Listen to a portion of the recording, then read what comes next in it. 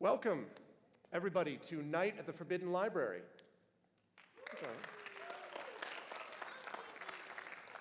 I'm glad, so do I. Welcome. Before we get started, just a couple of quick notes.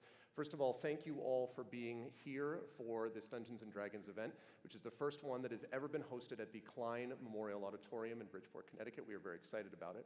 All of this is to benefit the Damon Runyon Cancer Research Foundation. You'll hear more about them a little bit later on in the night and talk a little bit about why it's important that we do what we do, besides having fun. We're going to have several things up here that we'll be explaining as we go along. You'll be able to see some of the physical table on those screens to the side. You'll be able to see a digital table with more details behind me, and you will see all of this as we go through with the players as well. I do want to thank Lawrence Queso, the executive director of the Klein, for having us. I want to thank, obviously, the staff and the crew and everyone who has gotten this set up. I also want to send a shout out to my daughter, who is running video and music in the back. I'm very excited about that. And I also want to thank the moderators on my Twitch channel and everybody who is watching our live stream event all across the world and not just here. For all of you, for all of them, thank you for being here. And now, let us see what this Night at the Forbidden Library is all about. Let's roll the video, please.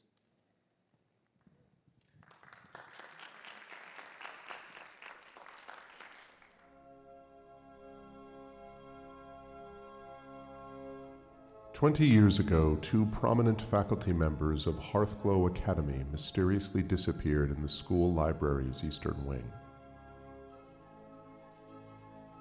Since then, the eastern wing has been sealed. Until now. A group of Hearthglow students ready themselves to journey inside. What they discover will change the course of history. Forever.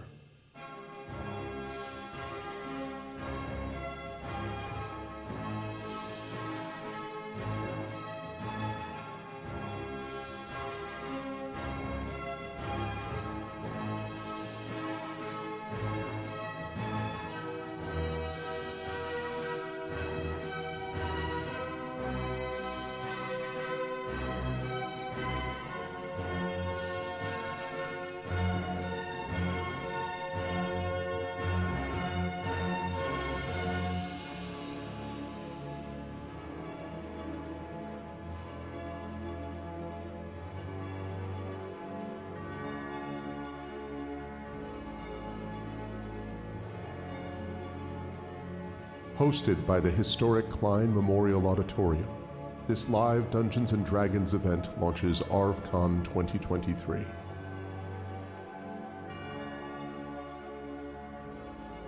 Sponsored by a host of companies, this event helps raise funds for the amazing work at the Damon Runyon Cancer Research Foundation.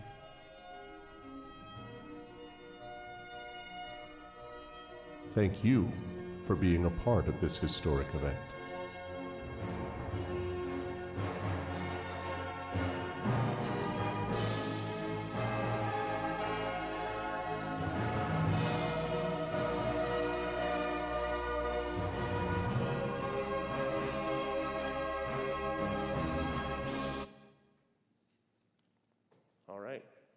And now, it is my great pleasure to welcome the players for our event today. If we could roll that video, please. And now, your adventurers for the evening. First, playing our turtle druid, Elder Hanu, a voice actor, musician, dungeon master, educator, and content creator from the San Francisco Bay Area. Please welcome Mr. Zach Clay.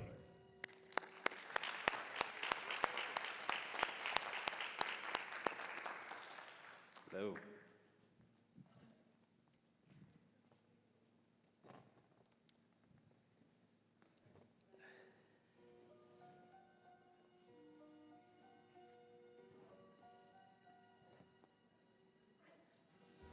Next, we have our mischievous shape-shifting rogue who was taken in by Hearthglow Academy, Mog Riz. Playing Mog tonight is an audiobook narrator and award-winning author of fantasy poetry, short stories, and novels. Please welcome C.S.E. Cooney. I walk too fast. Yes. Welcome to the stage. It's fun, isn't Thank you. I like it. Next up is Hearthglow's first ever fairy dragon, Allie Needy.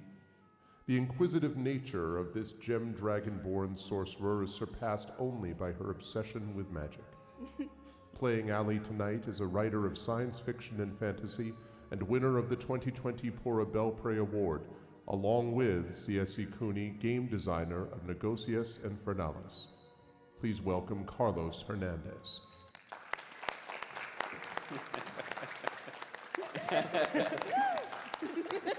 Yes. He grew wings especially for this event. Yeah, that's great. Next is one of Hearthglow's only infernal students, the Tiefling Paladin, Asani Wolf. Playing Asani tonight is an award-winning video editor, photographer, and musician who has edited projects for a wide range of film, TV, and commercials. Please welcome Robert Austin James.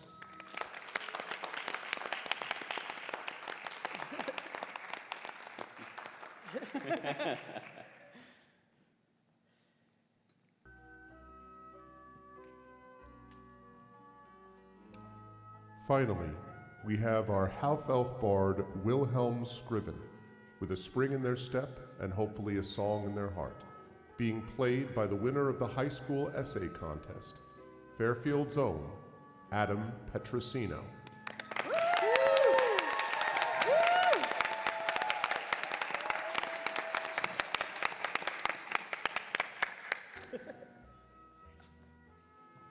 Members of the audience, online and in person, your party for Hearthglow Academy and Night at the Forbidden Library.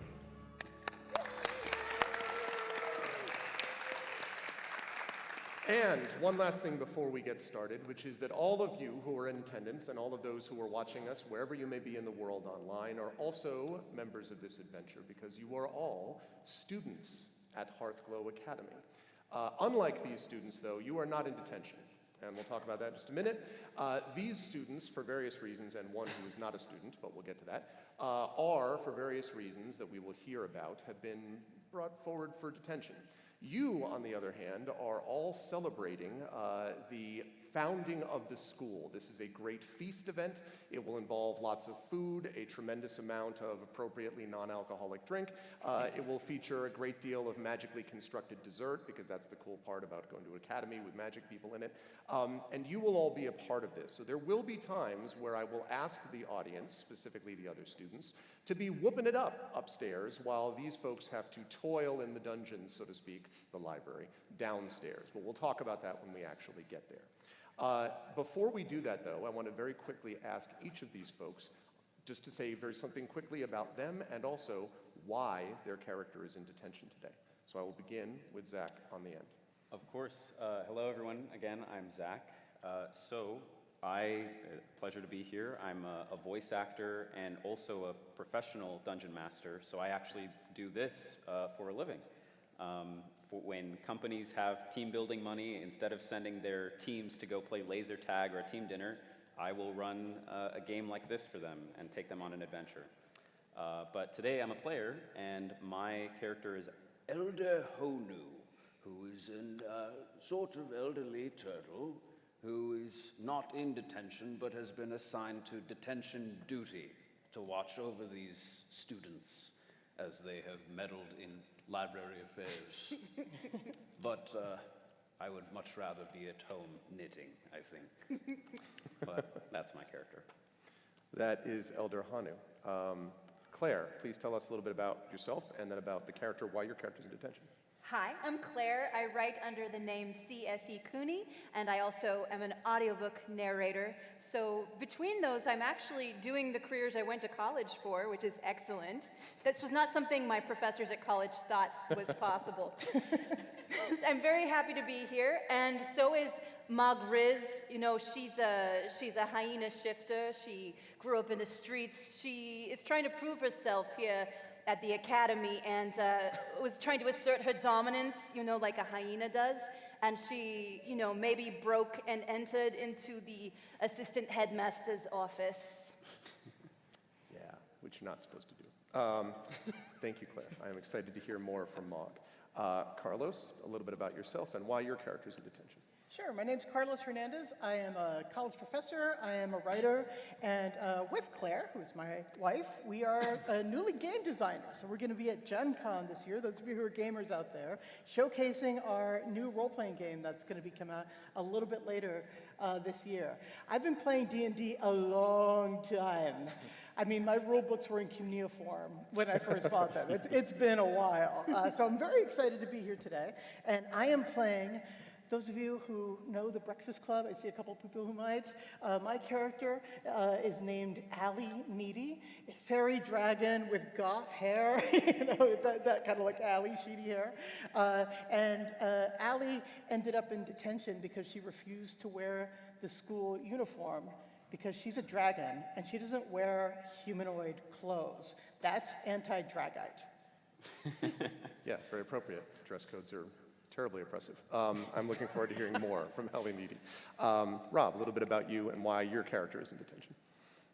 Hi, everyone. My name is Robert Austin James, and I am a voice actor and a Twitch caster and a former life video editor, but I do stuff with Catalyst Game Labs. I am their primary audiobook editor. I know what I do. I have trouble remembering things.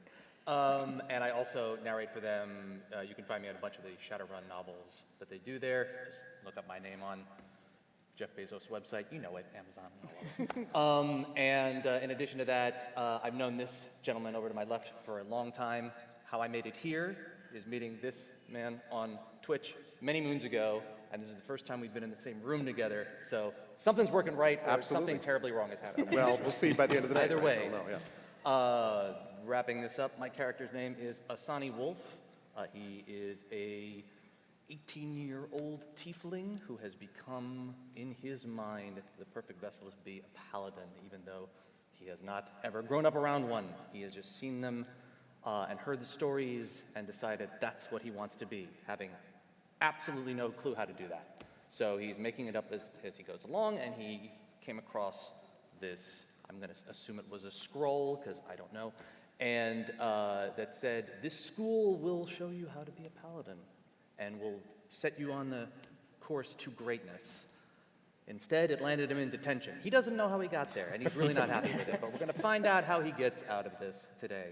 And really quickly, because I know we got to move along, this charity that Arv has set up for years, ArvCon, it's Damon Runyon, correct? Damon Runyon. I know so much. It's all off the top of my head. I've done this several years now. I personally have had parents who have been affected by cancer. Thankfully, they both recovered. And I'm very proud and happy to be here with all of you doing this and raising money for that incredible charity. So thank you for being here. Thank you, Rob. Looking forward to hearing more from Wolf. And last but certainly not least, the winner of our high school essay contest. It is a great pleasure to have Adam with us. Adam, welcome. Adam, what is the reason? Tell us about yourself, and also what is your character doing in detention? All right, my name is Adam Petrosino. I go to school at Fairfield Ward High School, so just a couple minutes from here. I'm a writer, I'm an actor, I've done performance all of my life and got into D&D about 5 years ago when I moved to Fairfield. And I love playing it with my friends, my family, some of whom are in the audience today. And my character is Wilhelm Scriven. He is a half-elf, and he is a poet. He has a very ostentatious title. He is author, poet, writer extraordinaire, weaver of incantations through limericks and literature. And that is his full title. He made it up himself. And he is in detention because he wrote a nasty poem about Vernon Rashad, and somehow that ended up in the school newspaper. And we will see where that gets him. This is the danger of being a writer. It gets you in trouble all the time. I am very much looking forward to what we get today as well from Wilhelm. My name is Gregory Wilson. I'm known on Twitch as Arvin Elleron, and I am a writer and a college professor. I have been teaching for 25 years and have been writing for most of that time and writing professionally for about 15. I wrote the adventure that we're going to be running today. I have also been dungeon mastering since the mid-1980s, and this die that I hold, which you won't be able to see very well, I think, is a original blue die from the original Red Box, which came out in 1985 and which I bought from a store called Caldor's, which few of you know even existed at a point before. No, I get a few. There's a few Caldor's representatives. Yeah. So it was pre-Walmart. It was a long story. Anyway, that is what this adventure is all about. This was originally run at the Gen Con Writers Symposium, of which I am the programming co-coordinator, and it is awesome to be able to do this for this event. Last thing I'll mention is that this entire event is also personal to me because I lost my mother to breast cancer, and my oldest friend of 40 plus years passed away earlier this year at the age of 51 of a rare form of bone cancer. He was a teacher at Loomis Chaffee. And so this is extremely important to me personally. We have raised nearly $30,000 over the last 8 years for this charity. We will break that this year. And we will be posting periodically a QR code, especially at intermission, where if you scan it with your phone, you can directly donate to this event because they are doing enormously important work. And the work that they do may have made it possible, in part, for the people that Rob was affected Rob's folks, to be able to make it in cases where others may not have been able to make it. So it is important. We are all affected by it, and more importantly, we're coming together as a community to do something about it. And so, Greg, yes. you have a whole weekend planned of events. And correct? I was just about to say, and this is the kickoff event for ArvCon, as I say, which is that charity event to benefit Damon Runyon, starting today. Tomorrow, it will all go virtual, and it will be on my Twitch channel, twitch.tv/Arvin Elleron. We have links there. It's ArvanEleron. We will have space-oriented tabletop games, and Dungeons & Dragons-oriented games, and Tolkien Shire Adventure, You're a Hobbit games, and concerts, and giveaways, and interviews. We will even have Damon Research fellows, scientists, playing in one of those tabletop games, and you'll see them mentioned in a video which we'll play at intermission. So we have a big event planned that's going to be happening all weekend, all the way actually until about midway through Memorial Day on Monday. So I hope that folks will be able to, online and offline, be able to stop by to some of those things as we go through. With that said, what say that we, shall we, journey into the library together? The year is midsummer of 1360. And in the year 1360 is a celebration. It is a celebration of the founding of Hearthglow Academy, the greatest adventurers academy that exists in the known world. Those other rival academies clearly are just knockoffs. So anyone who thought that I was going to be making reference to, Fairfield Ward or anything, I'm sorry, they don't win. It's Hearthglow, which is the best. I'm just kidding. The students here, and one teacher, have been brought to, as we talked about, detention because of their various transgressions. And they are being supervised, or at least assigned in this detention, by the assistant head of school, a man known as Vernon Richard. And I think we may have a picture, actually, of Vernon Richard that we can show. That should be popping up right there. That is Vernon Richard. He is the assistant head of school. He's quite good at what he does. He's also quite convinced he's even better at what he does than he actually is. Vernon Richard believes that he should have been made the head of school when the old head of school retired, but that did not happen. Instead, Thaddeus Clariton, who is also one of the characters up there, I believe, Thaddeus Clariton is the current new head of school. That's him. And it's Thaddeus Clariton who has decided to do some new things at the school, trying to bring the school in a different direction. Maybe not ones that Vernon Richard 100% approves of. And so as we begin our adventure, you are sitting outside, all of you, or standing outside as you wish, the closed doors to what is known as the eastern wing of the library. There is, at all great schools, a great library to go along with it, and Hearthglow is no exception. However, Hearthglow Academy is also a source of considerable amounts of magic and mystery. And 20 years before, the eastern wing was sealed. It is now popularly known by students, I don't know whether Elder Hanu approves of this or not, but it is popularly known by students as the forbidden wing of the library because no one has been allowed to be inside it nor even to come close to the doors. And yet, as our adventure begins, the adventurers are sitting in front of the doors and Vernon Richard has come forth to speak to them, to which he says, "It's about time that you've all had your opportunities now to consider your transgressions. And as for you, Elder, I hope that your careful supervision will show these students the error of their ways and allow you to conduct yourself more in keeping with a school like Hearthglow." Of course, we would expect nothing less. That's good, because I expect much less of the students. All of you have, in your own ways, caused problems that have struck at the fabric of this institution. I am appalled, horrified, ashamed. Listen to them having a good time upstairs. Okay. Those people are having a good time because they, unlike you, understood that they had Hearthglow Academy to consider, and you considered only your own selfish desires. I am just taken aback. But I have decided in my wisdom and some small measure of mercy, humbly I say mercy, that I am going to allow you a way to clear your names, to make things right, to level the balance. And the answer to this place awaits within. And he turns around and he waves his hand, and as he does so, the doors open to reveal for the first time, and dust comes out a little bit of it. There's this sort of rush of wind, and you can see inside this darkness, which is immediately illuminated with these blue mage lights that are on the sides of the walls. And he says, "You must go into this wing of the library and find a book. We are looking for a book known as the 5 Disciplines. Discipline, you know what I mean by that, Marg? Discipline. In any case, the 5 Disciplines is a book that you can find within this library. If you find it, and if you can bring it back, you can be welcomed back into the student community. In fact, if you can bring it back in time, you could even join the rest of the students who are having a good time. You could do these things if you find this book and bring it back here." Excuse me, sir. Yes, Wolf. I don't know if you realize, but I came here because I wanted to be a paladin. And all I've done since I've got here is look after book and another book and another book. I'm tired of books. When are you going to actually teach me how to be a paladin?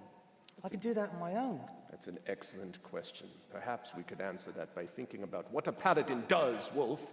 A paladin does not just swing a sword. A paladin does not just look dramatic, at least not Hearthglow Academy's paladins. No, you as a paladin must also know. You must have knowledge. You must know the creatures you fight. Know the order and the importance of following rules, Wolf. Rules, laws, orders. You have people who will command you as a paladin, and I am your commander. Oh, Does a God. paladin also love to hear himself talk? I don't know what that means. Perhaps in the forbidden section, we can find you a book about the tenets and virtues and oaths of the paladin. There, you see? Listen to the elder. Or you could, cut a book up and make a sword out of it. No, don't listen to her. Only listen to the elder, not to her. Just I've the already elder. got a sword. You could make a better sword out of a book. You could cover your current sword in paper. That's a great idea, Teach. I love it. I don't think any of you here at this school know what you're talking about. Maybe a few of us. Mr. Richard, I have a few questions as well. I, for one, actually like books. What is in this book? And do you have clearance to send us here? Thaddeus? Nothing? First of all, his name is head of school Caleriton to you, Yes. Wilhelm. Secondly, I'm glad that in the book will not be found any of your filthy couplets, which you classify as storytelling or poetics or whatever they're calling them these days. Perhaps the children would like to see them on those talk-tick magic scrolls or whatever you call them, something like that. There will be none of that in this book. There will be only discipline. 5 disciplines. 5 disciplines, Wilhelm. Excuse That me. would be 15. Headmaster, Yes. this part of the library is forbidden. Do you have permission from the person in charge of you to let us in there? I speak with the head of school's voice. More importantly, I speak with Hearthglow Academy's goodwill.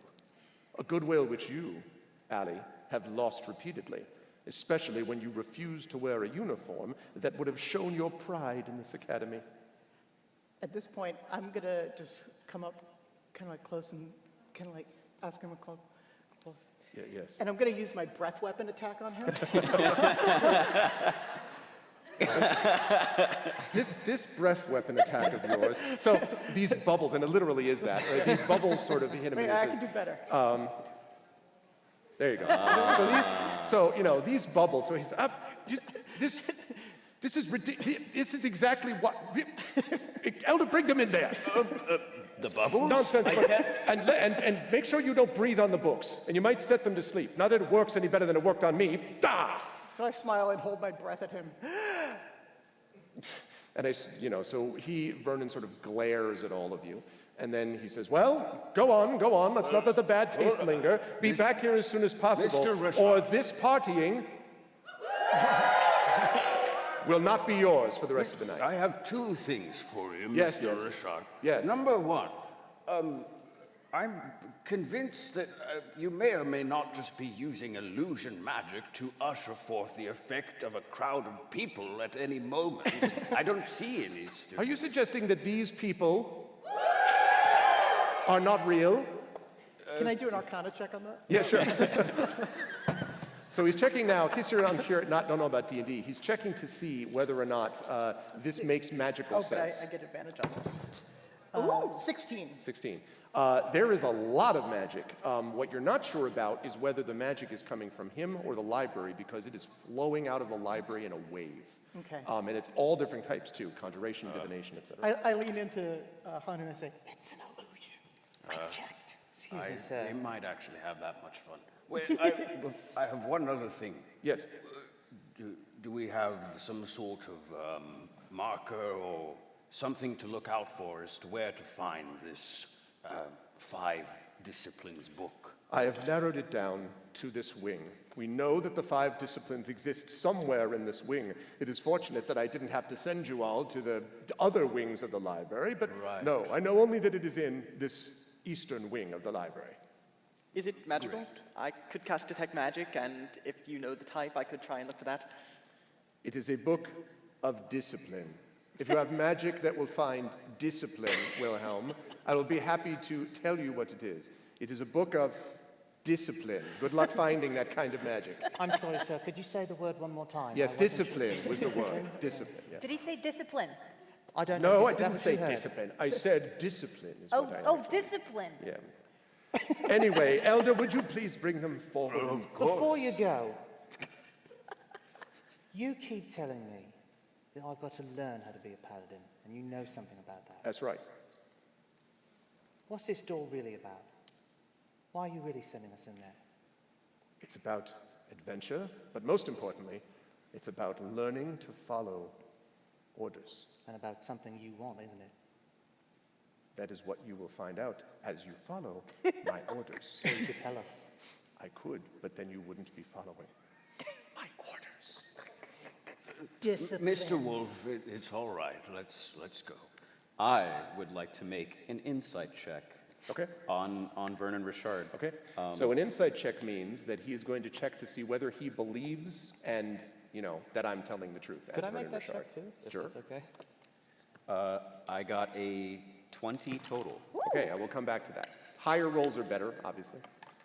I got a 13, and I think I add something to that insight. There it is. Was- Nothing to it. So So 13? Because I'm not very smart. You know that Vernon Richard is kind of a jerk. Yep. You have that insight, you just sort of, I kind of got that insight about it. Yeah, He's yeah. the head keista. You have the sense that Vernon Richard is there. I mean, clearly there's something that he's not telling you, but you don't know what it is. It certainly is not something like because there's a pit there, right?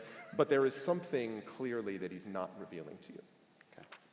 With that said, the party enters the Forbidden Library. And so, I want to point everyone's attention. Oh yes, first of all, thank you.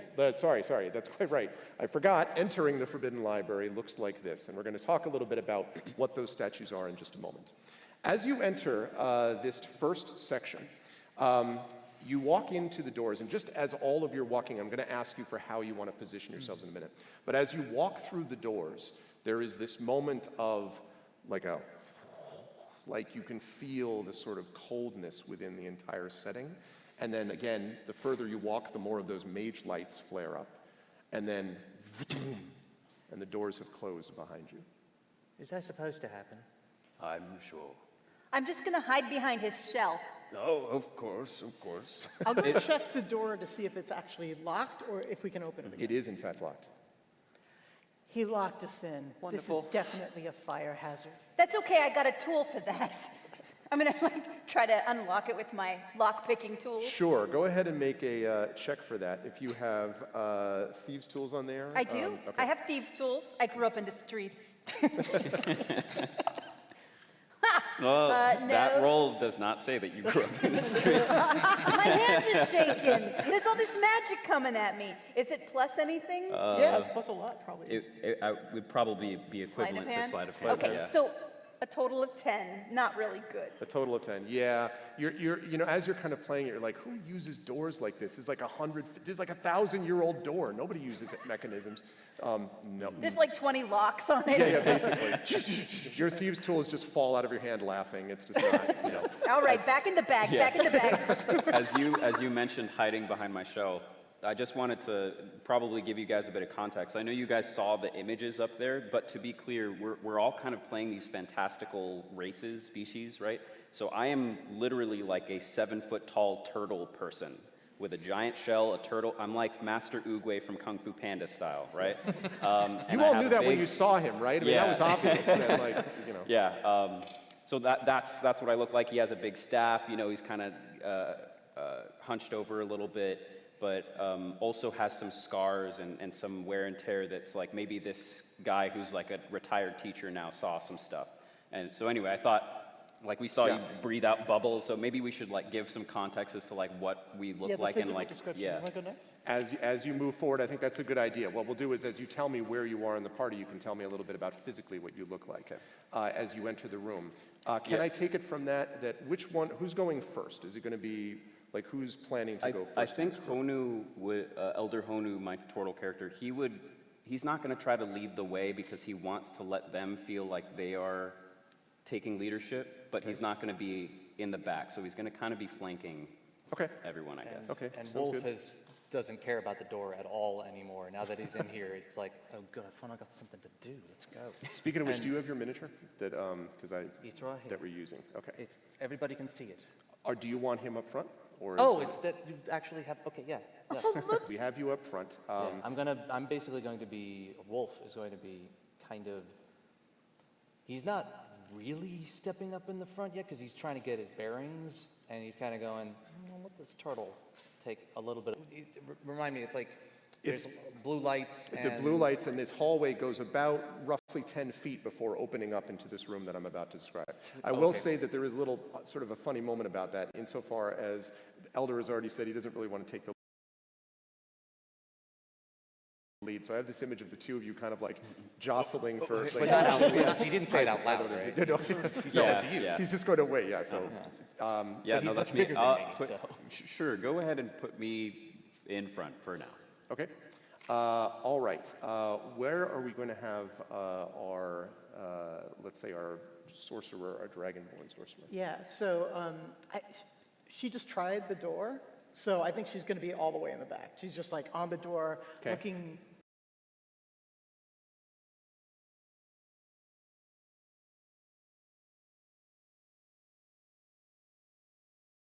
Testily at it. I have vestigial wings that ball fight.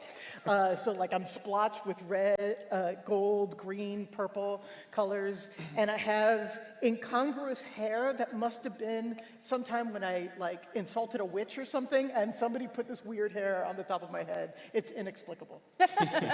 Where is Mog Riz in all of this? Well, I was starting out by sort of hiding in the shadow of his shell, like really Right. close. Like I don't even think he knows I'm there. But you know, door. So maybe I'll sort of sneak ahead and try to test the ground, see if there's any traps in here, Okay. so we don't all fall into a pit. Because I don't trust Head Keister. What's his name? Head of school, head keister. Official title, Head 100% Keister. what it was. Keister. Add that one to the dictionary. Keister, absolutely. So I'd like to check for traps if that's okay. I'm going to ask you to make an investigation check for me, please, then, as you go forward. And you have advantage on that. Advantage? How do I know that? The little dot next to it. Oh, I thought that just meant I was proficient. Yeah, it's just proficiency. Okay, then Oh, I'm sorry, add your proficiency. 23. Okay, so I'm going to talk about the implications of that in just a moment. Okay. Before I do that, though, I do want to ask our bard where the bard is positioned. Yes, Where I'll are you? go right behind Wolf here. Okay, so you're going behind Wolf. So we've got this, and this. Okay. You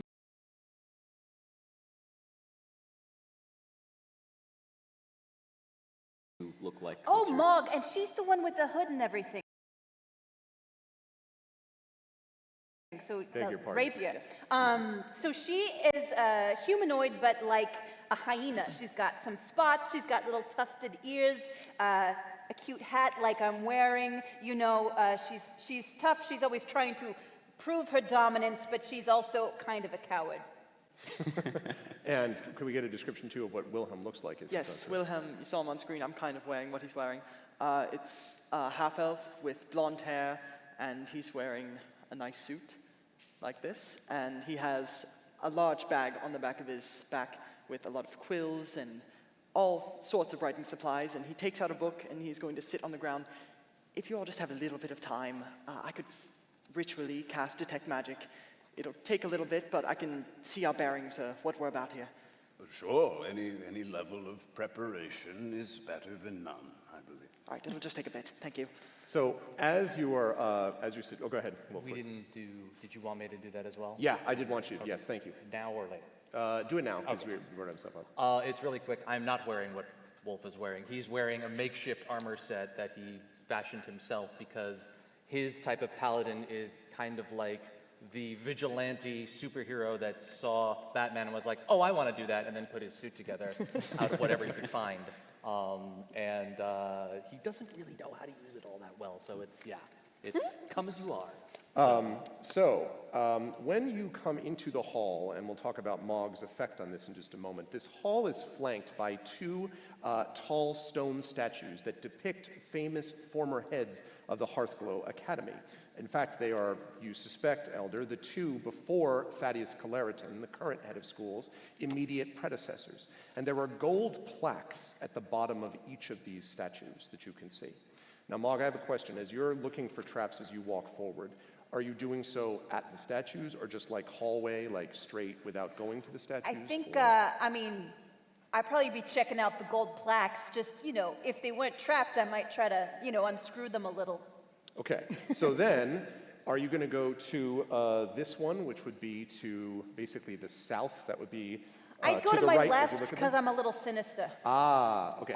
I see what you did there. Okay, so you go to your left. When you do this, so it reads, the one on the left, the plaque says Coletta Solarish, 1334 to 1340. So that must be the name of the former head of school and the years that they were. That's what I the was plaque alive reads. then. 1334, 1340. Right. And Coletta was the last? Coletta Solarish, Sallerish. So that's what the plaque says under the one to the left. Hey, how loose is that plaque? Do you want to touch it? Well, I just want to see if it's trapped. I'm being very careful. So when you touch it, nothing happens? It's not very loose, is it? No. Okay.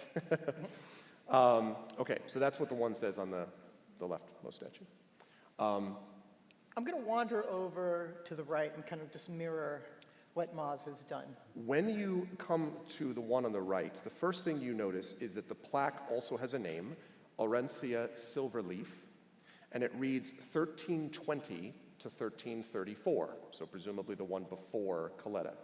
But as you go over there, Allie, suddenly, Both plaques, the one that you're in front of and the one that Mog is in front of, blur. And they read,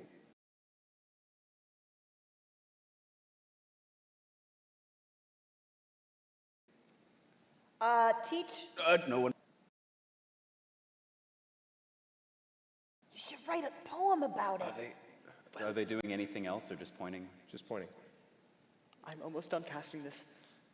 Just keep casting. Yes. As All soon right. as soon as they point at us, I have my sword out. So you draw your sword. Oh, When you draw your sword, Oh no.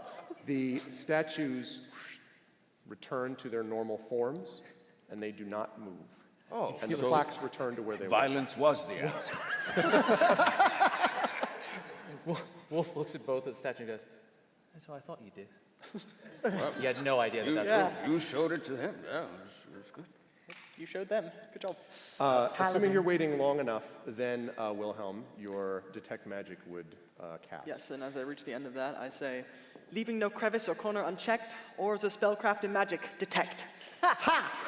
And in a 30-foot aura, I can tell the school of magic and any magical auras from objects. So there is a great deal of magic radiating all around you of various schools: abjuration, divination, conjuration, etc. What is odd to you, Wilhelm, is that the statues now are radiating nothing. No magic at all. There's nothing on the statues. I thought there'd be conjuration or some type of illusion. Well, they Nothing. just moved. There was the plaques. Did you all see the You writing? touched the plaque. Maybe and they then blew their wad, just like on. The magic's gone. Did you touch the plaque and then it happened? I didn't touch nothing. All This right. is not true. She sure you absolutely didn't. does. I'm going to go up and touch the plaque again, see if anything Don't happens. touch the plaque. Nothing happens. Yeah. Maybe it's a one-time thing. Hello, plaque. Can you hear me? And just lean close to the plaque. Hallie, what are you As you doing? go ahead and make a perception check. I love her. You're very good. strange. That is not good. 13. The sound of stone returns I to love your this ears. thing. You do not hear anything. How far in can we see from where the plaques Yeah, I was just are, gonna like ask. looking down the hallway? So the statues are on either side. Right now, you can only see up to where this is. The blue mage lights are all in the room, but every time you move forward, more of them light up. I'd like to walk down that direction. I'm going to move past. Okay? Oh, and As how's you the do that- lighting in here? Can we see well? Yes. Okay. Okay. Yeah, because of those blue mage lights, yeah. Yep. Okay, so as you move forward, Professor, if you wouldn't mind, I'm going to. Of course. I will put a hand, an elderly green hand on your shoulder. Which he kind of looks at strangely as he does it, but he knows It's going just on. a hand. And I will cast another, this is a druid spell. I am a druid, and I will cast guidance on you. So for 1 minute, if you have to make any sort of ability check, you add a d4, a four-sided die. I didn't know you were Druish. I am. Yes. Did you say druid? Right. Nobody got that reference. Anyway, My hearing is not the best. plus 4 to. You added, if something makes you make a d20 roll, an ability check, then you add a d4. Yes, you roll a d4. Thank you. so when you come into this room, Wolf, since you're in front, you notice that you have entered this large room, which is above us to the north. And it is a room that is divided into 3 concentric circular sections. But in the middle of it, and you see there's exits off to the south, to the north, and something, although you can't quite make out what, further along at the end of the room. Again, mage lights light up all of the stuff in here. But in the middle, Wolf, is a great silver tree growing up so high that it actually seems to go way above and sort of into the roof. He would like to walk towards that, and when he reaches it, if nothing happens, he would like to cast Divine Sense. Okay? And if you do not know what Divine Sense is, I will now read what that spell does. As an action, you can detect good and evil. Until the end of your next turn, you can sense anything affected by the Hallow spell or know the location of any celestial, fiend, or undead within 60 feet that is not behind total cover, as opposed to half cover. When you cast that, the tree itself does radiate good, and you may notice something else. I'd like you to make a perception check for me, please. I would love to. You can add a D4. I can. Hey, Teach. And will, because I get Do you no think that's bonus otherwise. real silver? And I No, will it add that looks 4 like because I got a bark. 13, which means I get a But it's 17. like silver 17. right? You hear, as you walk towards the tree, and you're kind of looking, around, sort of at the tree, and you're casting your divine sense, you hear what sounds like a tinkle of bells. And it sounds Tinkle like bells. words, Wolf. Like it's coming from the tree, so you'd need to lean in to hear it, but it's... Let's. What you hear is, the peace is gone from this place, I'm sorry. and the wrong spirit wanders its halls. What was the first part? In his anger, there is justice. Got the second part, not the first part. The voice then falls silent. Perfect. Mr. Wolf, are you talking to trees Now, again? I was going to say, now are you moving into the room? Yeah, I would say we would, Yeah, we probably now. we would, yeah, it'd pretty much be right where the opening Okay, is. everyone tell me if you're in the right spot. I don't want to move you Yes, out that of works. Do I detect anything from the tree? The tree itself is radiating a kind of divination magic, yes. Divination, all right. It is, and I do want to point out, Wilhelm, this is a real struggle for you because there is so much magic here, it's overwhelming. And I mean more than just the Hearthglow Academy normally. Also, the source of magic, at least a lot of the sort of immediate interference, is coming from the tree. And mostly divination still. Yeah. Gotcha. Hey, Wilhelm, do you have locate object? I do not. That's a second level spell. Oh, dang. Yes. Dang. Yes, Mr. Wolf. Did you actually ask me that or not?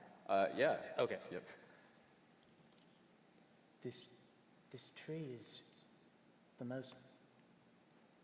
I've never felt anything quite as pure as this tree. It said stuff, but words. The tree talked. Can I get some whispering from the audience? Oh, I hear it. Oh, It just sounds like a bunch of people going pss, pss, pss. maybe The they're tree trying to summon smacks you with a cat. branch. It's really good I'm here, at I'm it, here. too. Trying to get a kitty. It's really good at it too, isn't it? It's Very good whispers, thank you. Very What- nice. You said it said words. What did it say? That's a very good question. It didn't really speak loudly, Can you and ask? I was listening to a tree. Have you done that before? No. The ones I listen to come with subtitles. I'm surprised you listen. Well, I like reading. That's a shock. I'm going to go up to the tree and say, hello, tree. Can you hear me? I love this And just kind of like lean in and give it a hug. Try flapping your wings. When you give the tree a hug, first of all, whispers. Oh, I hear it. Lean right in. Yep. It sounds like, it doesn't actually sound like anything to you, other than these whispers. Do you say words, or is the paladin lying? I don't think that's really how a paladin works. I don't either. Good guess. Elder Honu's gonna look, his eyes will linger at Wilhelm for a second, seeing that maybe our half-elven student is getting a bit inundated with this magic, and then we'll also kind of look around the room. Obviously, this tree is sort of made to be the centerpiece, and now he's kind of in teacher mode, like, is there something else here that's gonna creep up on us, or something else that Make a might... perception check for me, please. Let's Okay. see if you see anything. All right. There was a lot of magic coming from this tree. Yeah. That is perhaps the worst number that you can roll on a 20-sided die. That is a 1, Yes. which means that you see nothing. You just suddenly My darkness. No, I'm eyes. just kidding. My eyes, hold can't on. see. I think turtles generally go blind, but it may be happening all at once right now. Maybe, I think more it's that you're concerned maybe for Wilhelm, who seems slightly overwhelmed. Fair. Maybe that you're not paying as close attention. You certainly do see that there are exits out of the place. Again, something weird happening on the far side of the room that seems to be an exit, but not quite. There's like a shimmering there. But otherwise, you've got south and north exits and the tree itself. I will say that during the whispers, though, you also can see slight shaking of the leaves, just slight quivering almost. I'm going to put my sword away. Okay. Because maybe the tree don't. I was wondering, you didn't have it like this towards the tree, did you? I don't know. Maybe that's why it talked to me. Okay. I'm putting that thing away. Okay. So are there like shelves with books on them in the near vicinity? Not in this room. Okay, because we're looking for a book. Right. We're looking for the 5 disciplines. Magic isn't working, so I'd like to look for the nearest book. Okay. Unless you make the tree into said book, you're not going to find one here, apparently. You don't see one around here. There may be rooms north and south or elsewhere, but not in this room. I'd like to go, kind of timidly, because I'm a bit of a coward, but go, cling to the shadows and, peek, ahead, trying to look for books. It's a library, there's no books. Can you tell me which direction you're aiming when you do that? Which direction's closest to, my turtle teacher? That would probably be the southern one over here. I feel like I want to stay, so I can, hide behind him again if something scares me. And are you going to be doing this stealthily in an attempt not to be seen? I'm super stealthy. I would like you to make a stealth check for me. Let's see how stealthy you With are. the very, rainbowy. No, I won't do that I one. was going to say that glowy least guy stealthy screams guy. stealth to you like this. Like a disco ball. That's the same thing you rolled last It's time. a 5, but I got +7, so 12. I'm pretty stealthy. With a couple of, scrapes and occasional, Oh, I say trip. I'm being very quiet. As you move towards the southern end, you do manage to stay more or less quiet as you go to here. And when you get here, you can see, again, those mage lights pop up. And you see down here what looks to be a room that opens up. But there's something strange about the room down there, and the strange thing is that you can see what looks more or less like something in the center of the room which is draped in cloth. It looks to be roughly human/humanoid size tall, but it's draped in a cloth, and you can only see that from where you are. You have to go into the room to see more, but that's what you can see from where you are. There ain't no books. There are some books in the room, yes, a few. Hey, teach, Allie, there's books in here. Oh, we're coming. Oh, there's books in here. Meanwhile, Allie, the whole time you've just been hugging the tree. this whole time. It's like, Yeah. I kind of like it here. Elder Honu will start to usher the students to follow after Mog, and then we'll kind of sidle up next to Wilhelm and say, What? All right, Wilhelm. I know Mr. Richard made some snide comments about your poetry earlier, but I found that detect magic casting rather enjoyable. Thank you. It works, obviously. And as you say that, I'm going to look back once I get within 30 feet of that sort of shimmering doorway you said at the very end there, and see Yes. if there's any magic coming from that. Yes, in fact, and I'll mention this. So there is definitely conjuration magic. This is you, right? Conjuration magic. And when you come close to it, Wilhelm, you kind of move up to it, and then you feel, and I would guess the way I would describe it is, if you can imagine what it's like to be pushing against, imagine that you had this stretched out bed sheet, right? And you're pushing it so you can almost feel it kind of give a little, but you can't push into it all the way.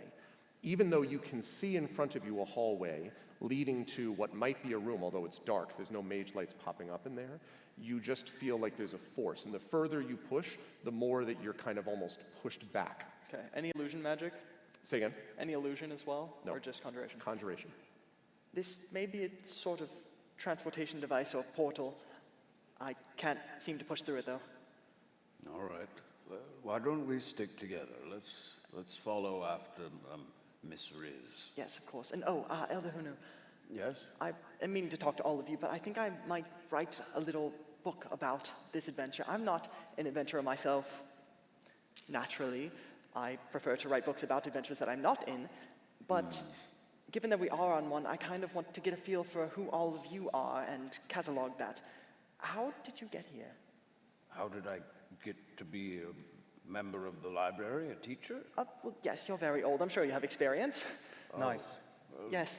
Yes, of course. Well, and as we're walking, I'll say, in my younger years, I was perhaps a bit like Mr. Wolf. Violence was the answer. I drew my sword, or my staff. This is the same one. you see that at the top of the staff, the dark red, old, sort of weathered dye at the top of the staff may or may not be dye or some other material that's just sort of set into it, giving it this beautiful sort of red tinge at the top that you wouldn't really notice until you look at it.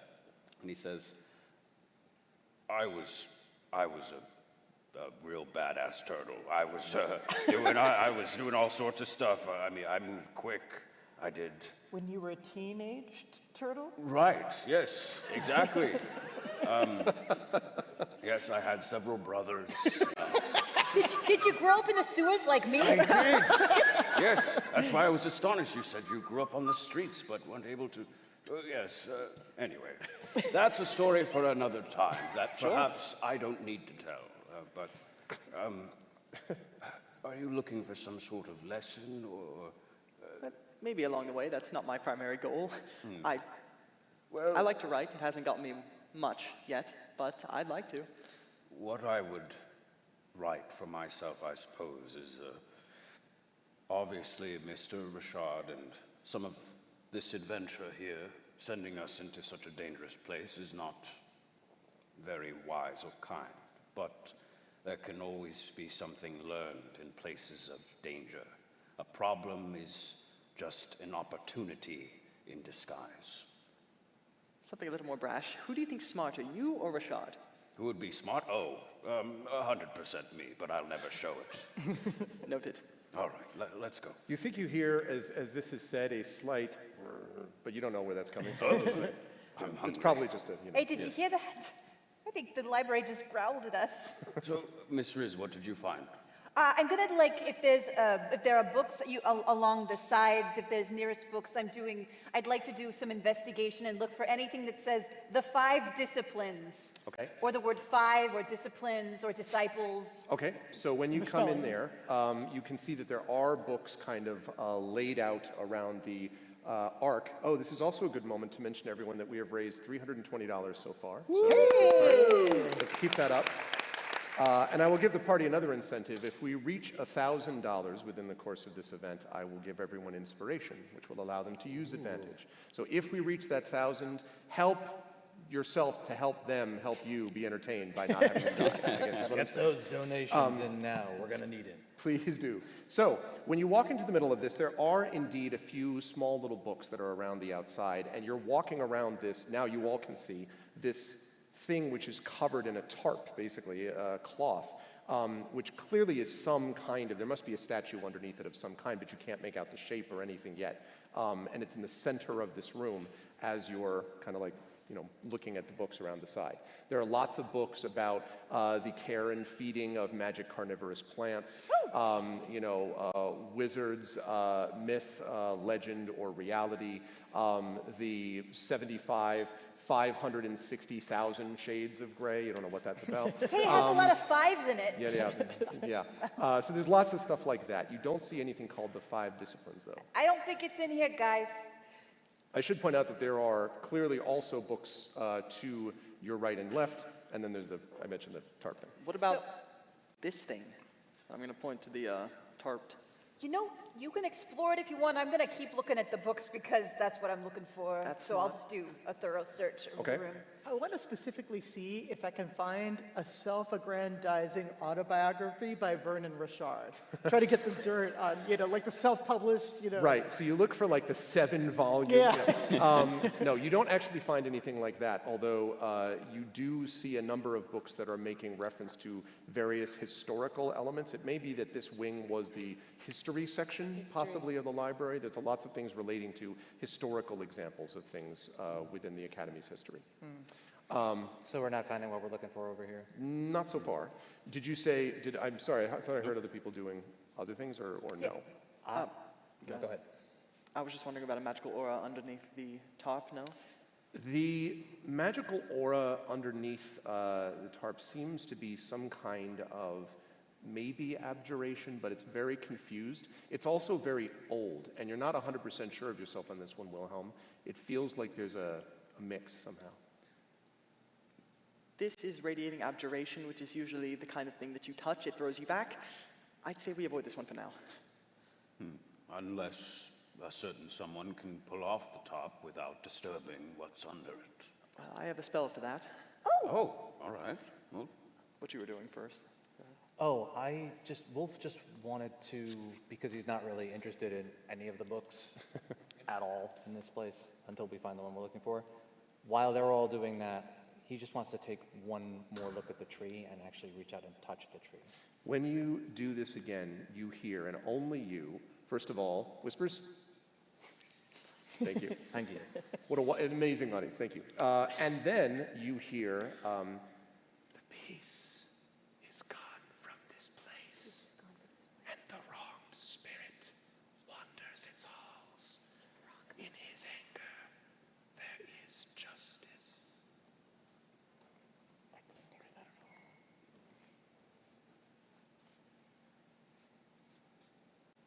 all. I have no idea what any of that means. Okay, so Wilhelm, are you doing something you said on the... Yes, I am going to sort of take my book out and I'm going to say, with incantation I have woven, send this magic hand into motion, and I'm going to cast Mage Hand. And tell for the audience that doesn't know, what does a mage hand do? Mage Hand, let me find my description here. It's a spectral floating hand that appears at a point you choose within range, which is 30 feet. Lasts for the duration or until you dismiss it, which is a minute. It vanishes if it's 30 feet away. I can use my action to control the hand. I can use it to manipulate an object, open an unlocked door, container, stow, or retrieve. And it can't carry more than 10 pounds. So it's like a phantasmic hand that instead of your own. Yeah, like a that you're thing able could to control. fly. Yeah, a thing could fly, exactly. So, okay, you have that. And that I'm going to cast form. it sort of over the statue there, and I'm going to grab and move the top away. Can we have the picture, please, of Arvanite up here? The picture of Arvanite. Whoa. What you see is a 8-foot-tall metallic humanoid creature. It seems to be made of some kind of silvery metal, and it has apparently lost one of its arms, and it stands motionless. Okay, so I start making my way back in, and I have my head down. I'm going, okay, I think I've got it. The piece of the place, the anger with the piece. And as he does that, he looks up, he goes, what in the, who? What is that? Master construct of Honu, some do you know? A what? A construct. Well, who constructed the thing? I have no idea. It's old. Does it seem to have any life to it or animation? At the moment, it just seems to be standing just motionless. Is it holding a book? Also, I think I got the wrong arm. I think it's this one. Sorry. It is not holding a book. We won't hold that against you. If we can, I can't tell if it's a suit of armor or if it truly is something that could animate on its own. Could I make an Arcana check to see if I can figure that out? You could try, of course. Oh, nice. So I have my proficiency bonus, so that is a 23. That's a 23, which is a good roll. And specifically, you were trying to find out what? I'm trying to find out if it's an actual construct and if there's any life in there. Almost certainly based on the way that the thing is put together and other things you have seen before. You remember those interminable Construct 101 classes that all started at 8 in the morning. And you do remember having seen several examples of something like this. Probably it is a construct of some kind, though at Okay. the moment, motionless. But with that Arcana check, does it tell me if it looks like there's like an activation word nearby or anything like that? Don't know about that. Okay, so I relayed to the group, oh, this thing's definitely alive. Now, when you speak and say that, it goes with its functional arm. I'm going to hide behind the nearest thing I can hide behind. And it then attempts to, again, lift its arm, except this time it hits itself in the head and sort of takes a step, not all the way off, but just like, quiet, it's a library. Wolf laughs when he hits himself in the head. Well, if we need to put a barricade somewhere or something big and imposing, the way it just sort of backed up and hit itself off the platform, we could sort of get it to keep doing that and back it up. Stop hitting yourself. Yes. Stop hitting yourself. But otherwise, I guess Elder Honu will look around the room for two kinds of books. A book that talks about this thing Okay. and how to activate it maybe, and he'll look for, since you mentioned this is a book that has or sorry, a room that has history books will look for anything about paladins. Okay, and I should say there's not a lot of books in here. Sure, but you can check a couple of them. But Sure, yeah, go ahead and mostly for the construct. you can make an investigation check quickly about Okay. those. All right. Mog has also been doing some work looking at these. You haven't seen anything about constructs so far, Mog. And 8. you definitely do not see anything related to constructs. What is words? No. So when the guy goes, shh, can I say, hey, are you a reference librarian? And so when you say librarian, it kind of, shh, librarian. Yes, that is what I was. I am a librarian. I am Arvanite. I can, and he's sort of doing this a little bit. He's a little unsteady. I can, and you hear terrible, by the way, terrible creaking. I can help find books here and everywhere. And he's, with his one good arm. I can find books. Arvanite, we're looking for the 5 disciplines. Could you help us find that? Yes. What? The 5 disciplines. It's a book, apparently. The Book of 5 Disciplines. And you sort of like, 5. There are 5. Have you found the 565,555 shades of gray? Absolutely, I found that. Absolutely. Okay. There's Have it here. the 5 senses. How about There's the book of the 5 5 disciplines? There's the 5 definitional. He starts like running through every 5. None of them have anything to do with disciplines. Oh, this is going well. Did he send us after a fake book? I wouldn't put it above. Let's keep looking. There's Does it look like there's, even in this little side junction, there's more, north and south, it looks like? Yeah, or like east and west, I guess, if Yeah, south yeah. is on the other side. So, yes, so to this side here, this is like, this part of the library seems to be caved in. The Okay. rubble and just seems impassable. All right. This does look like there is, you can just see the edge. There do seem to be more books theoretically in there, in that way. all right. Oh, right, I'm a little, I just don't, hyenas are always twins in the womb, right? And they fight for dominance. And one hyena is born dominant and one is not. And I lost that battle in the womb, but I'm trying. I'm trying now, so I'm just gonna really sneakily, with my back against a wall, keeping low. You good there? Is You it, all right? Why don't you come in front of me? Okay. And I'll just, All right. and I'll just go through the hallway. Okay. Sneakily and stealthily. Can I have a stealth check to see how stealthily? So please? stealthy. I'm So going to use my stealthy. sparkly dice. I have no doubt there will be stealth for days. Okay. Plus stealth, right, is 7. So a dirty 20, please. Okay, meaning not a natural 20 from the very beginning, for those who don't know. So yes, so you make your way through. As you walk through, you see what looks like in this room, there seem to be a lot of books that do not have titles on the spines, but they all seem to be color coordinated. Like there's a bunch of red, a bunch of green, a bunch of blue, a bunch of black, etc., but there with no titles on the Any spines book of that has anything. 5 colors on it. None of them do. And also, that's not my mini. My mini has a hood. I keep forgetting. I'm a sorry. rogue. I'm sorry. Just Beg your telling you. pardon. I'm sorry. Sorry. It's So yes, important. So, can I touch any of them? sure. Do they sting me? Do they sing at me? No. No? Nothing sings to me. Hey, we found the 565 Shades of Grey. Here's all the color books. My mom read that book. Ah, yes. It's quality work. So I'm just gonna keep looking at all the books. I'm gonna maybe take a couple off the shelf and see if there's any title page on the inside. They're not. All of these books that you open, and you can open up as many as, you can do more if you like, they all seem to be blank, as if these are blank journals, but there's something odd about it. They are all old, with old sort of yellowed pages, and all blank. If I were like a bard, I'd be like, bibbidi bobbidi boo, invisible ink. Look at you. But I'm not a bard, so it doesn't do anything. William is. Maybe an illusory script. Do I detect anything? You don't. It's not an illusory script. Maybe we need some lemon and some light or something. So I can help. And I'm going to use prestidigitation Okay. to create lemon. To put on it to see if I can reveal the invisible ink. I'm trying to think about the use of lemon in prestidigitation. I create Totally in the rule book. You I'm know what? sure. You're a Hearthglow student. I'm sure you can create lemon. Okay, so you. right? So it drips on it, and as is it Mog's book that you're doing this to? Yeah, it's my book. So I like the idea that it's open, and as you do this, you see this sort of thing, and then the paper just sort of crumbles away, and you hear from the other room, "Don't damage the books! The books cannot be damaged!" I And you didn't touch You the see book. something flailing, the and lemon. you hear this, like as they're Wolf takes a trying to- couple of steps back from the crazy I just like library slammed the robot. book shut and put it on the shelf. I'm like, I didn't touch nothing. Is there I've got lemon in my anything? mouth now.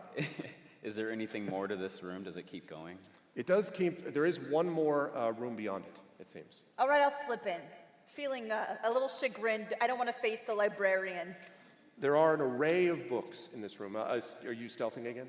Can I have you do one more stealth check to do this? Yeah, I'll This stealth. was after the lemon incident, I- so I Yeah, guess. and we I will, unstealth for sure. Elder Honan will put a hand on your shoulder and say, Be quiet like the wind when it's quiet, because wind can sometimes be loud. Right, right. But be a quiet wind. I'm a quiet The wind. one that you have to go like that for. Oh, yeah, I think I did. Well, I didn't. I never was a Girl Scout because we never could afford it. But I've seen Girl Scouts do that.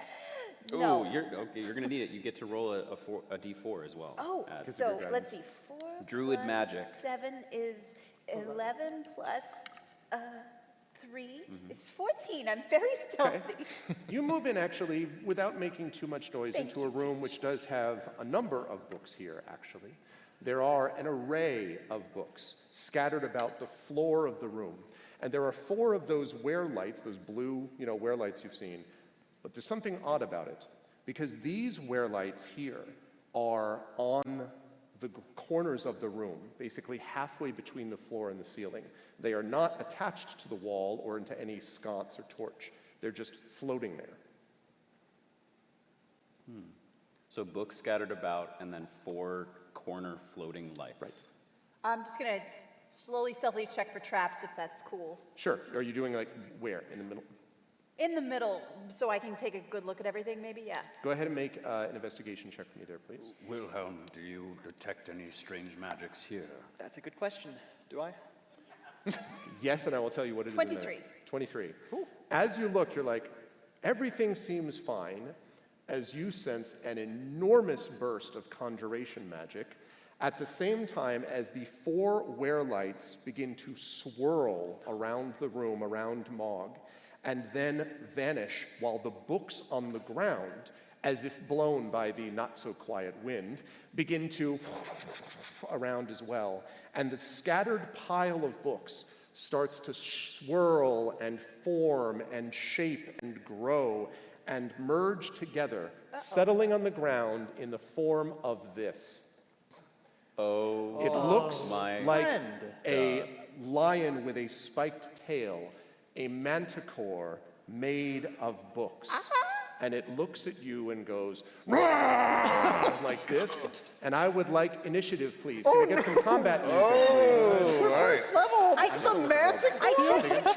I check check for traps, Yes, and with I all had a the- high roll, and I Yep. still didn't, And then I add something. Natural Do I add 20? proficiency? dexterity. Natural 20. Am I rolling too? Oh, Yes, thank you. absolutely you are. all right. So Okay. I have a 9. So, you get anything plus to that? Yes, it's a 23 in total. Thank you. There it There's is. your comment. Turn it down a little bit. Manticore death music. Oh no. Perfect, thank you very much. Wolf is going Okay, 10. you have a 10. All right, what do I have from Allie? 9. A 9. Elder, what do we have from you? Very strong 5. Bravo. That well-known speed that Yes, you're known for. And Mog, 11. 11. I see a lot of people are like, that's basically what is the reaction, except for Wilhelm, Wilhelm, you got a 20, right? who is ready to go. Yep, 23. Wow. Okay, doing well. just 1 second. Yeah, this Bard is tank. determining Yeah, the order. Yeah, so going in. let me explain. Yeah. So what we are doing now, for those of you who don't play, this is initiative order, means that we've gone into a phase of D&D known as combat. And what this means is that the turns are broken down. If you will, time is subdivided. Each round of combat actually lasts about 6 seconds, but during this time, everyone gets to act in a certain order. The people who rolled the highest number, possibly Wilhelm or the monster, we'll see, get to go first, and then everyone goes in turn after that. But again, these are, in real life, very fast turns. It's just we're subdividing it to make it easier to decide what each person is going to be doing. So with all of that said, the first person to act is going to be Wilhelm. And you can see, I should point out, the description, the picture that you see here is quite right. Each of the paws have one of these like wear lights that was currently swirling, is now attached to each of these 4 paws. It is an enormous creature. It looks exceedingly unfriendly.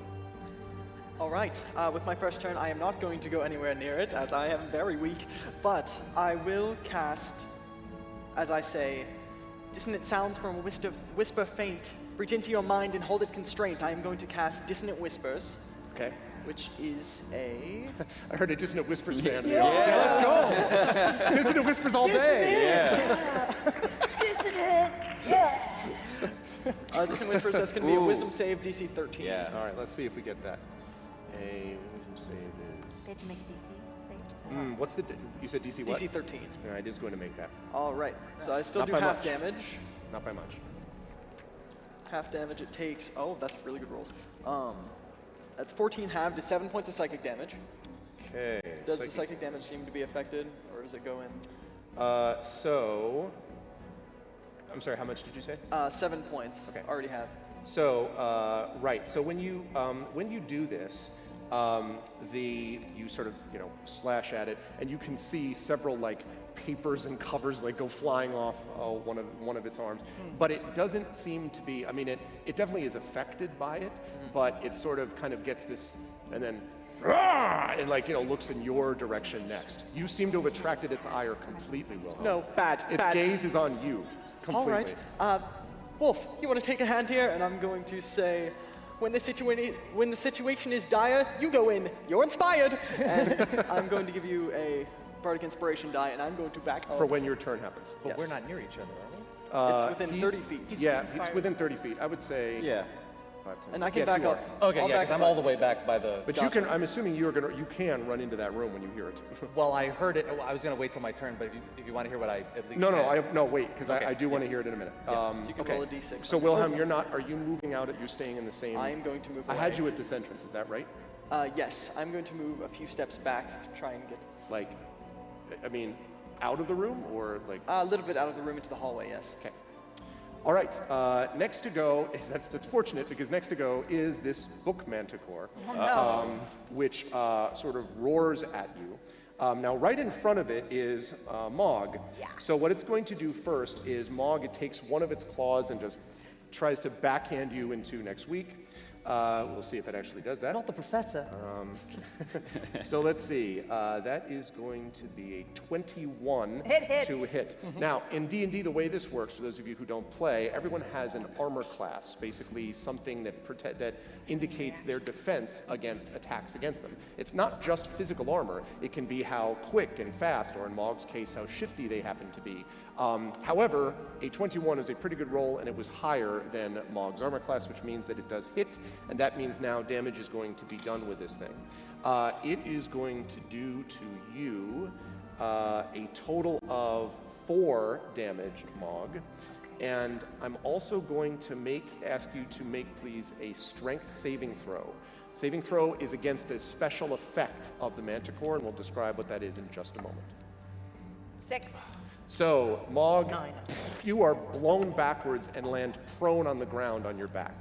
So what that means is simply at the moment you are lying on the ground in front of this raging manticore. I'm on my back. I'm prone. Okay. Yes, I'm sure that'll be no problem at all though. So, fortunately for you though, the manticore's really upset at the one who made its head hurt, and so with its other claw, it gets 2 attacks in this turn. One is to backhand you. The second, it sends out an arm, and flying from its arm are pages towards you, even though you are just out of the room. All right. We're going to see whether it hits you when it does that though.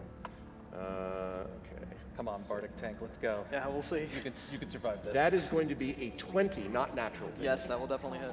Okay, and that is going to do.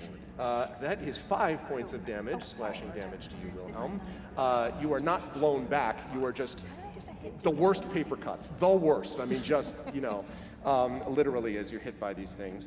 It then moves forward, almost standing like right over Mog's body, practically. And that is the end of its turn, which is going to lead us to Mog, who is appropriately, as the dice follow the narrative, the next person to go. You have a manticore going roar like Right. this over you. I have a movement of 30, and I'm in their melee, so I don't want to leave it. But I can use half movement to get up again. Technically, the way I run it usually is that it takes your full movement to Sure, get up. full movement. Okay. Full movement to stand up from being prone. To be clear, when you do that, you're literally under the manticore right now. So if you stand up, like you could do that. Like you can stand up, but I'm saying like the manticore is right above you. Yeah, I'll stand up and draw my rapier and like. That seems like a reasonable try. Let's see how it works. Rapier, rapier, rapier, rapier, +5 to attack. 7. So I can imagine, yeah, sort of like, it does not, you know, it sort of like roars this way as your rapier goes up, and it doesn't work. Although it does, Bonus action. it sort of like leans down like this. Bonus action. Sure. I'm going to take this opportunity to shift, and in my shifted form, I do gain 4 temporary hit points, which I actually need. Yep. And Yeah, you do. and my fangs grow, and I look a little bit more like a hyena than a hyena girl at this point. Oh. Although I don't know with the mic, we'll see. Do you have the? Absolutely. I don't know. I don't think. Can they hear me? All right. It just sounds like laughter, Claire. Just like a lot of hyena laughs. That's all it sounds like. Okay. Excellent. I won't ask you where to move because you're underneath the manticore, as we've established. So next up to go is Wolf, and Allie is on deck. Wolf, what would you like to do? It's always glorious that we get into these situations that the tank is the furthest away from the thing. It's really D&D in a nutshell, everyone. Wolf is going to look down the hallway where that roar came from and go, "What happened down there?" And he hears another roar, and he's just like, "Time to go to work." And he pulls his sword out, and he is just charging towards whatever that sound is, Okay. as far as he can move. 5, 10, 15, 8. Well, I'll tell you what. If you just did a normal move, you wouldn't be able to quite get there. Right. But if you charge, Can I... you can get there and attack if you charge directly at the roaring manticore. Yeah, he would do that. Okay, I'm just checking. Assuming also that Wilhelm lets you go. Because yes, he's like, I am- so I imagine you're like, like, is he, you know, I he's gonna- think my services are needed. We're not dealing with books anymore. We're dealing with violent books. That's true, violent books. Okay, so you run, you know, like straight towards it, roar, and then your sword meets its paper. Go ahead and make your attack. I would love to. That is going to be a non-natural 20. That will hit. All right, so that is a 1d10 because I am... Where is the d10? I know which one is 10. There it is. That is a D12. I do this all the time, don't worry. What? That's a D12. That's a d12? Yes. I have no idea what I'm doing. I do this all the time with D12. As long as you say it with confidence, everyone will believe you. Fake it till you make it. I didn't even roll it in the tray. That is 6. Okay. All right, so you slash at it, and papers go, you know, flying off in all directions, and it, roar, you know, it's like very angry, clearly at you. And Mog is right as the thing comes up, is like almost hitting you as it like is going like He this. just goes, "Scream all you like. Would you like another?" Okay, good stuff. You already charged to move, so that's that. Yep. That's going to lead us to Allie is up next, and I believe Elder is on. Allie, what would you like to do? So you said that image was extremely accurate, correct? Yes. So like were the wear lights actually like in its paws? Yes. And there were 4, like each paw had one? Yes. See, my video game spider sense is tingling right I don't know now. what you mean. So I am going to aim a firebolt right at its left paw. Okay. So let's have you make, I believe it's a ranged attack, spell attack. Oh yeah, so spell attack bonus. That is a 13 plus stuff, plus 6, that's a That hits. 19. That will hit. So go ahead and roll your damage. All right, so firebolt is 1d10 plus 6. It's Also, fire just damage. for the sake of clarity, left front, left back, right back. Which I'm one? thinking the one that is closest to my dear friend Ma. I knew I liked this girl. Good damage. Wow. 15 points of fire damage. When you do that, it just winks out, and it's we'll say the right back, which was closest, and there's this like just like a sort of as if it's been just given this racked with pain. And the right Mog, you have to like dodge out of the way as it like stamps its foot down, and it seems to be struggling now moving that one. All right.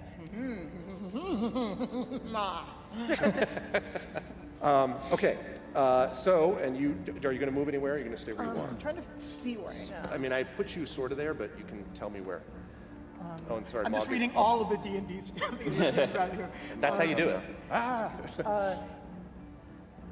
You know what? I am gonna put myself right like here. Is that? Sure, like here? Yeah, like Sure, you that. can do that, of course. Okay, and that's going to lead Well, us... what'd you see back there? Come on, help us out. Wait, what? But back, the last one is Elder. Okay. So Elder Honu is kind of in the back, and his expression has been slowly going from like the range of emotion from seeing these books like, oh, now they're forming a manticore, and now it's attacking the gold. And, at first, he sees sees Mog get hit and is about to prepare a healing spell, but then sees you shift into more of a hyena, so he's like, oh, okay, no healing, all right. And so Elder Honu will march forward into the room and try to interpose as much as he can with, surprisingly, still 30 feet of movement like a normal character, interpose himself to protect the kids, and we'll say, All right, you all know what to do. The time for violence is now. he will cast as an action a spell called Fairy Fire. Now, my only worry with this is it says Fairy Fire affects each creature within a 20-foot cube, which is a pretty big area. Yep. Is there any way that I can aim this so it would only get the manticore, maybe? What's the range on Fairy Fire? 60 feet. Yes, then I think you can probably get the back of it. It is a big target. Great. You are, if you will, fairy firing its rump. Great. Fairy Fire the rump. Okay. Let's do it. So it needs to make a dexterity saving throw. Okay.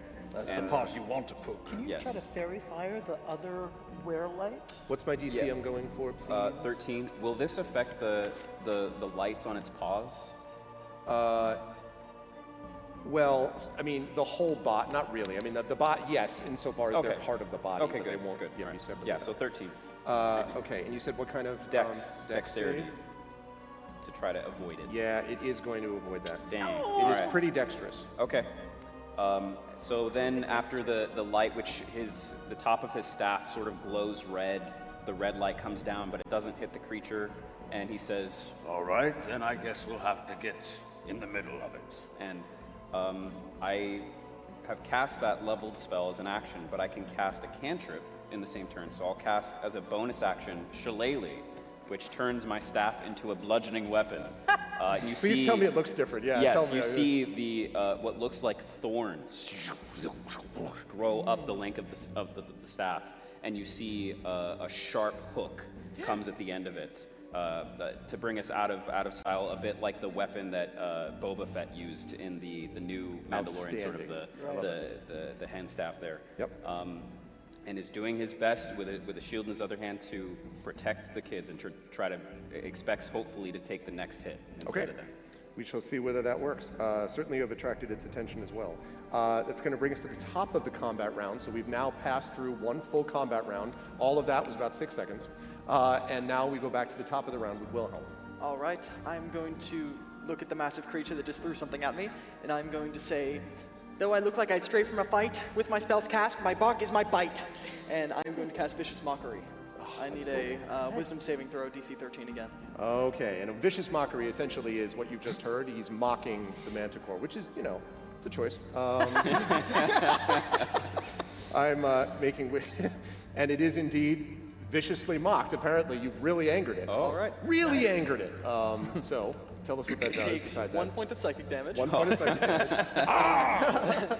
The next attack it makes has disadvantage. Okay. Oh, good. Well, that's All right. good. Thank you. Yeah. And as- Wilhelm, you've just been standing right at the door. Yes, Are you? and as it threw that at me, sort of a ranged attack, I am going to go prone. You're going to go prone. Okay, right. I'm going to kind of slump up against the wall and Smart. just watch the combat from afar. Okay. Yep. Sounds like a plan. It is going to go next. It has indeed been affected by the existence of this large turtle with a shillelagh, and has decided it will attack you with two things. First, it will attempt to claw you. This is the attack it gets disadvantage of because it has been viciously mocked, and it Okay. can't believe that it was just told those things. It was just so wrong Yep. to do that. It's also fortunate because it would have been a critical hit were it not for the disadvantage that was imposed. So instead of critically hitting you, it is going to instead be a 15. That will miss. Yes! So good use of vicious mockery. So it does that, raw, and you're feeling good, and then it tries to bite you. Oh, no. So Forgot about the second attack, Yes. didn't you? 19. That exactly hits. Okay. So a 19 I am will hit you. So Durable turtle. Yes. comes down upon you and bites, and that is going to do 6 points of Okay. piercing damage All right. as it bites you. Okay. Okay, our combat music has disappeared. We just have iTunes now. Oh, okay, that's fine. Oh, there it is. It's back, thank you. It's returned. Okay, so that would be Manticore, yes. So the next up would be Mog, I believe, is next. Okay, so I'm in my shifted form, and I Yes. see him attack my beloved teacher, who's so much better and smarter than Assistant Keister, who sent us here. So hear I'm just gonna bite the Manticore. He's not the only monster in the room who can bite, okay? That's Yeah. bonus action, bite. Okay. Let's see here. I don't know that hits. That's 7 plus my fangs plus 3, so 10 to hit. 10 is not going to do it. All right, that's just a bonus action. I still have my rapier, so now I'm gonna try to just stab him. Okay, go ahead and do that. Come on, just do it. 9 plus 5 is 14. 14 will hit. Yes. Good. That means my rapier is 1d8 plus 3. It's the one that looks like this. This guy? Yep. Nope. Oh. 7 points of All right. piercing. So you pierce it directly through one of the pages, and it says it's a title page from a book that says "Sharpening One's Wit," as you just go straight through it. Oh, I'm sorry. Is it engaged with anybody else? Whoa, absolutely. Okay. It was engaged with a turtle at the moment. I think Yeah, you get sneak a attack. sneak Oh, attack. right. I could maybe re-roll my bonus bite. Could I? Well, No? Sneak you attack just is get one extra D6 damage. You should get that damage. Oh, yeah. just 1d6 damage? Yeah. This is a d6. Okay. So, to be clear what just happened, because the beast is not paying attention to Mog, and Mog is a rogue, it means that the rogue attacking in this way when occupied with someone else gets extra damage added on, and if you play D&D, let me tell you, high-level rogues are a lot of damage. I'm a low-level rogue, but anyway, I stab it, and then I stab it a little more. My hat fell off. That's okay, I stabbed very hard. Okay. More 3, please. Okay. So, now having done that, now Mog, you're still underneath it. Are you going to stay there or attempt to... I am not disengaging until I do it as an action. Got it, okay. So then that's going to lead us to Wolf, who is up next. Hi. Wolf would like to swing around to its right flank, if that's possible. Let me see, I think you can do that. You sort of have to sneak in between, but you can... move Whichever that one's way. easier. It doesn't matter if it's right or left flank. Well, if you want to go left flank, that's Yeah, easier. let's do that. Okay. He gets alongside and he goes, I've got a poem for you too. Okay. He swings at it with his sword one more time. Okay, let's... Now, I wanted to clarify something because I think, Zach, you did what? You inspired me, or was that you? That was me. Will. Okay, so that's... If you miss, you can add a d6 to your roll. And what did you give me? I tried to fairy fire it, but it resisted. Okay, no, so then I it's haven't just done this it. one. Okay, Yeah. I just wanted to make sure because I don't know how that stuff stacks. So Yep. let's see what happens. I don't think the 6 is going to help because I just rolled a 2, so I think it's 6 going is You're to... flanking, you unfortunately do have not going to get it done. Oh, wait, is that flanking? No, you're at the spot where you are right now, she's underneath it, so you can't really call that a flank. Okay, Unless I say yes, and then she doesn't get her stealth bonus, which I think is not what you want. sure. Then it's just a swing and a miss. Sorry. You can add your d6 if you want to. 8. An 8. And then if you roll a 6, up If to I you. rolled a 6, I don't think it's going to matter. yep, you can save it. Yeah. Okay. You move to the flank. You have a little movement left if you wish. Do you want to stay where you are? No, there's nothing else I can do. I'm just going to stay there. Okay. Next up is going to be Allie. Allie has the ability to speak in everyone's mind directly, so I'm broadcasting a message that says, go for the lights, I think it's weak there. And I'm gonna target another firebolt at the other back leg. Okay.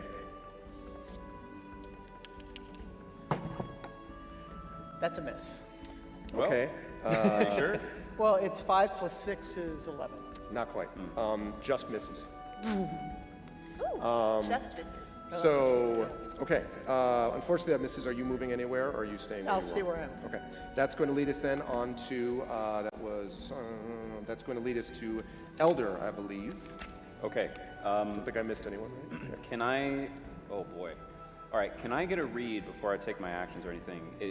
We've hit this thing a few times. You know, like Mog got a sneak attack on it, and we've done a bit of damage. Is this thing looking like it's getting hurt? Yes. Okay. There are definitely pages from it, little covers sort of dropping from it. Still quite strong, and there's that one light that's out that was hit before by Right. Ali in the back rear. And still 3 other lights? Yes. Is it like taking more books and like coming back together? No, it does not appear to be so far. Okay. Okay. Boy, I think we really need to hit this thing. So Seems like a wise course. Seems like a good I start. would recommend. generally what's necessary. Can we all in a agree that situation- hitting it would be when good? you're, I think, to- you know, I think you chose violence. you're yes. fighting a monster. Generally, you want to hit it. I'm gonna try the fairy fire one more time. All right. So it needs to make a dexterity Dex, you saving said? throw. Yep. It critically parkours out of the way of it.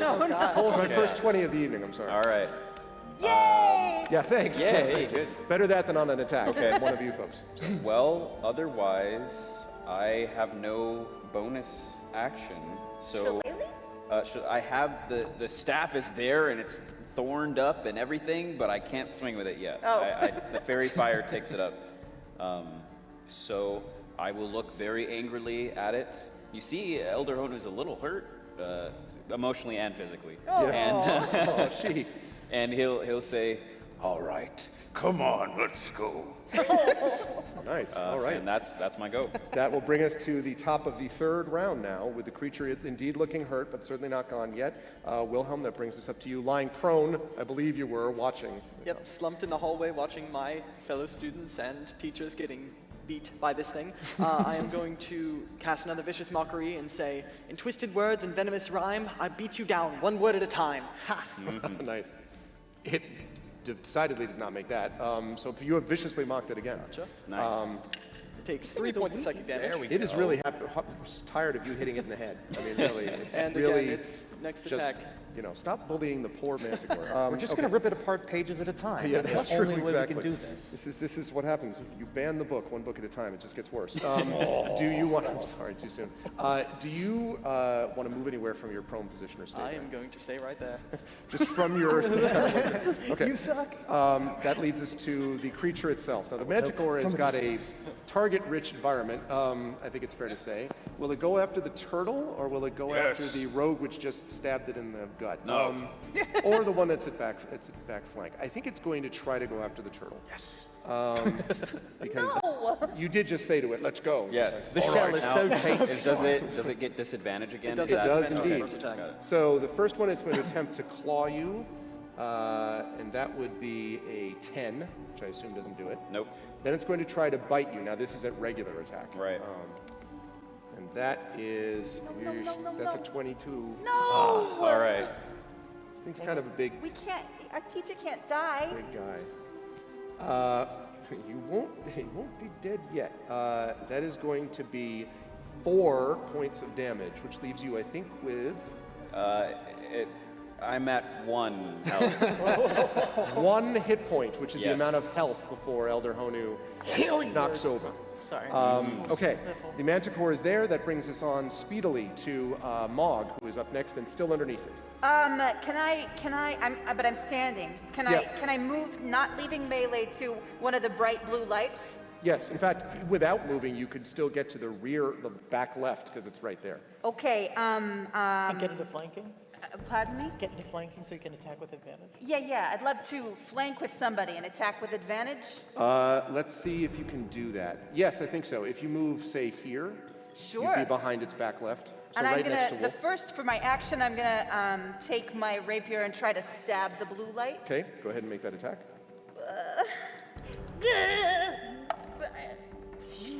I didn't say that. I said nothing.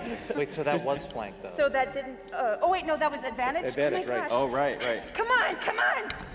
There you go. 21. Yeah, 21 will hit Yeah. for sure. Let's see Use the that damage. flank roll. Don't forget Yeah, that. yeah. Yeah, that's why I'm a D8, rogue. That's yep. why I'm a rogue. 8 Ooh. damage. And again, the light winks out. Plus Oh, sorry. 3 is 11 damage. Even more winks out. You stab it, the Winking all light over the winks place. out again. Again, a terrible roar of pain. Roar! And then stamps down again. And now it just seems, it kind of can move in its back, but not very well. Do I have enough movement to move to the other light and then take my bonus attack on it? Yes, I think so, because you were just right underneath it and I'm standing. gonna go bite that light. You're going to bite the light? I'm gonna bite the light. Outstanding. Please bite the light. Yes, All right. please do that. All right, and Yes. can I get my sneak attack damage on the other one too, or on this one? I believe it's once per turn. Yeah, I was going to say, once yes, per turn? sneak attacks. Yeah, exactly. Okay. It's only the one time per Okay, turn. so I'm also, tr- it's very aware of you now. I'm trying to bite the Still have light. advantage? Say again? Does she still have flanking advantage? Or I not? wouldn't say if she goes to this side. It's no. fine. I'll Okay, just so try to just- bite the light like normal. 7 plus biting. Where am I? I'm sorry. Thank you. okay. 3, 9, 10. Not enough. I don't bite the light. Or I do. It just doesn't do anything. It's like, it doesn't quite work. Still, 2 lights down, and you did do some damage to it for sure. That leads us to Wolf. Hi. So because Mog moved back over, I had flanking and then it was gone, right? Cool. So I don't get that advantage. So Actually, I take that back because she's now there. Yes, I would say you'd still be flanking with it here. if oh, you're attacking her. lovely. All right. So then I am going to. So we were told in our head, aim Right. for the lights. Where are the lights? The lights are Now the the paws. 2 front paws. 2 front paws. So I'm going to attack, or Wolf is going to attack one of those front paws, I believe. I'm guessing your left front because you were here. That's Is the that what you're one. doing? And an advantage. Yes. All right. So then I will. Could you double check that I'm? making- Also, I don't think we talked about It's these advantage two, right? means Yes. you roll the die twice and you take the higher result. Is what that means. Let's see what happens. The 14, and that's going to be, where is it? Doesn't matter. 14. Yes, absolutely a hit. All right. So 1d10. I have it over here primed, so I don't use the wrong one again. Right? Yeah, that's good. That's it. This is really good. Hey, 6. And actually, that's 8. You can Plus take 8? it off. Yes. So when you do that again, the light winks out, it's like slams down, and almost hits Elder Hano in the process. Like Again, this, when it roars, it just goes, rah, till you dead. and looks exceedingly hurt. Okay, Wolf, are you moving any further? You just moved you slid about 5 feet. How's that paw looking? That pause, the It's light gone. is out. It's gone Yeah. already. Can I slide around to his other side? 5. Yeah, I mean, yeah, you could possibly get here if you're staying within If I range, stay right? where I am, can I reach his other paw? No, not from where you are. Okay. I'm gonna stay put just so that Okay. we're not all, All going to one side. exactly. Yes. Telegraph to the best creature. thing to do is to give him a target all in one place. Absolutely. Ali, you're up. I am going to firebolt the remaining light. Okay. I hope to see it happen. 11 take out plus the 6 table is in the front. 17? 17 will hit, yes. All right. That's good news. Wow. 6 plus, what is it? 6 plus 6, 12 points of damage. The light winks out, and as the light winks out, can we drop the combat music, please? As the light winks out, there is a moment where the creature is, roar, and it's coming at Elder, and then just books scatter all over the floor.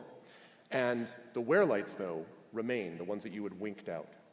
And they swirl together and rise slowly into the form of a beautiful, ghostly figure.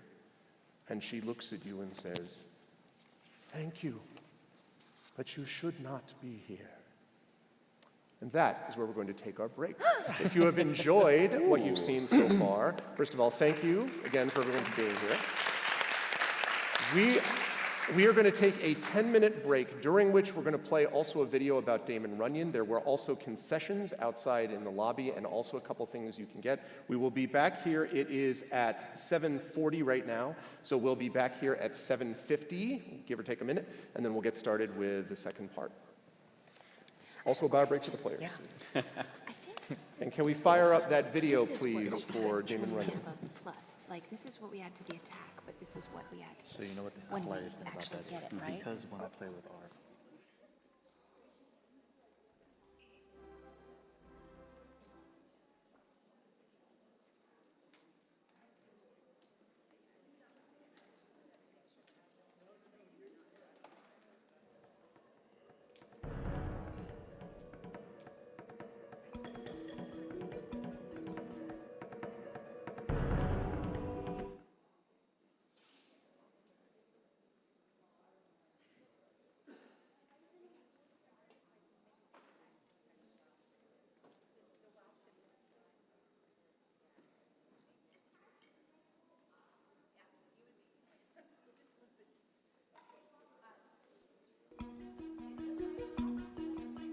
Our Damon Runyon Fellows are incredible.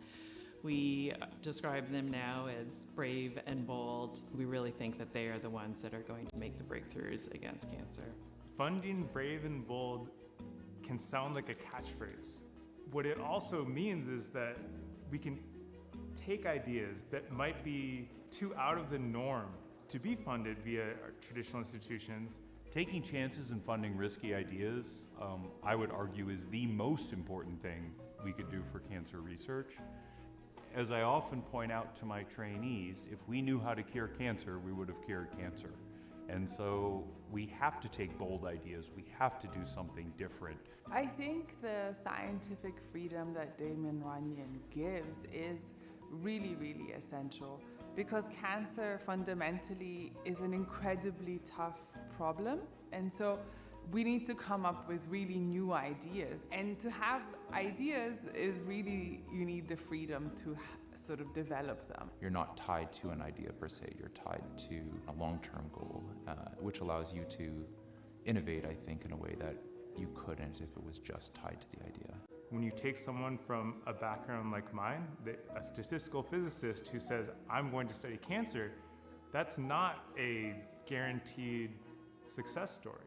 But having this perspective of funding those projects that they might not go anywhere, but maybe they go somewhere amazing. Maybe they take the field and take ideas in a totally new direction.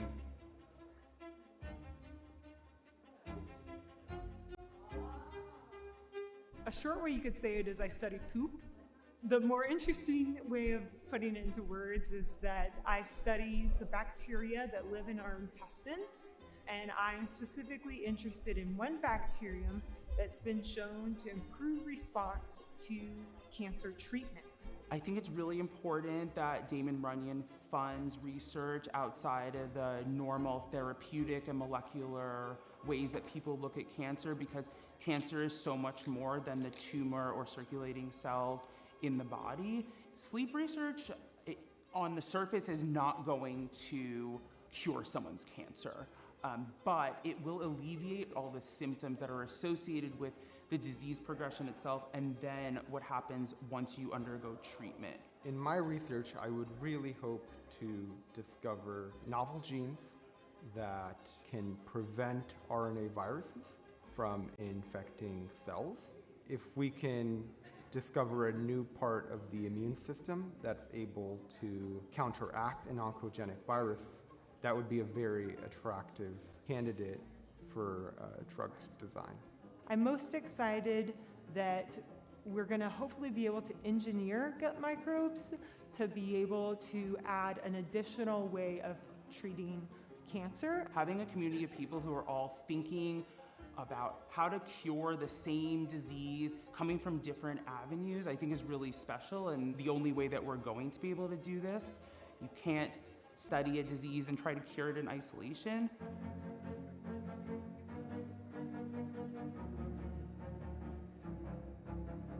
I think biology, the field as a whole today, has really this fantastic opportunity where we can sort of access enormous amounts of data. And what I'm really excited about is now taking all this data and sort of actually simplifying it and finding out what are the fundamental principles that are driving some of the phenomenons that we can observe in these data sets. I solved one question, and then when you solve one question in science, you come up with 10 more questions.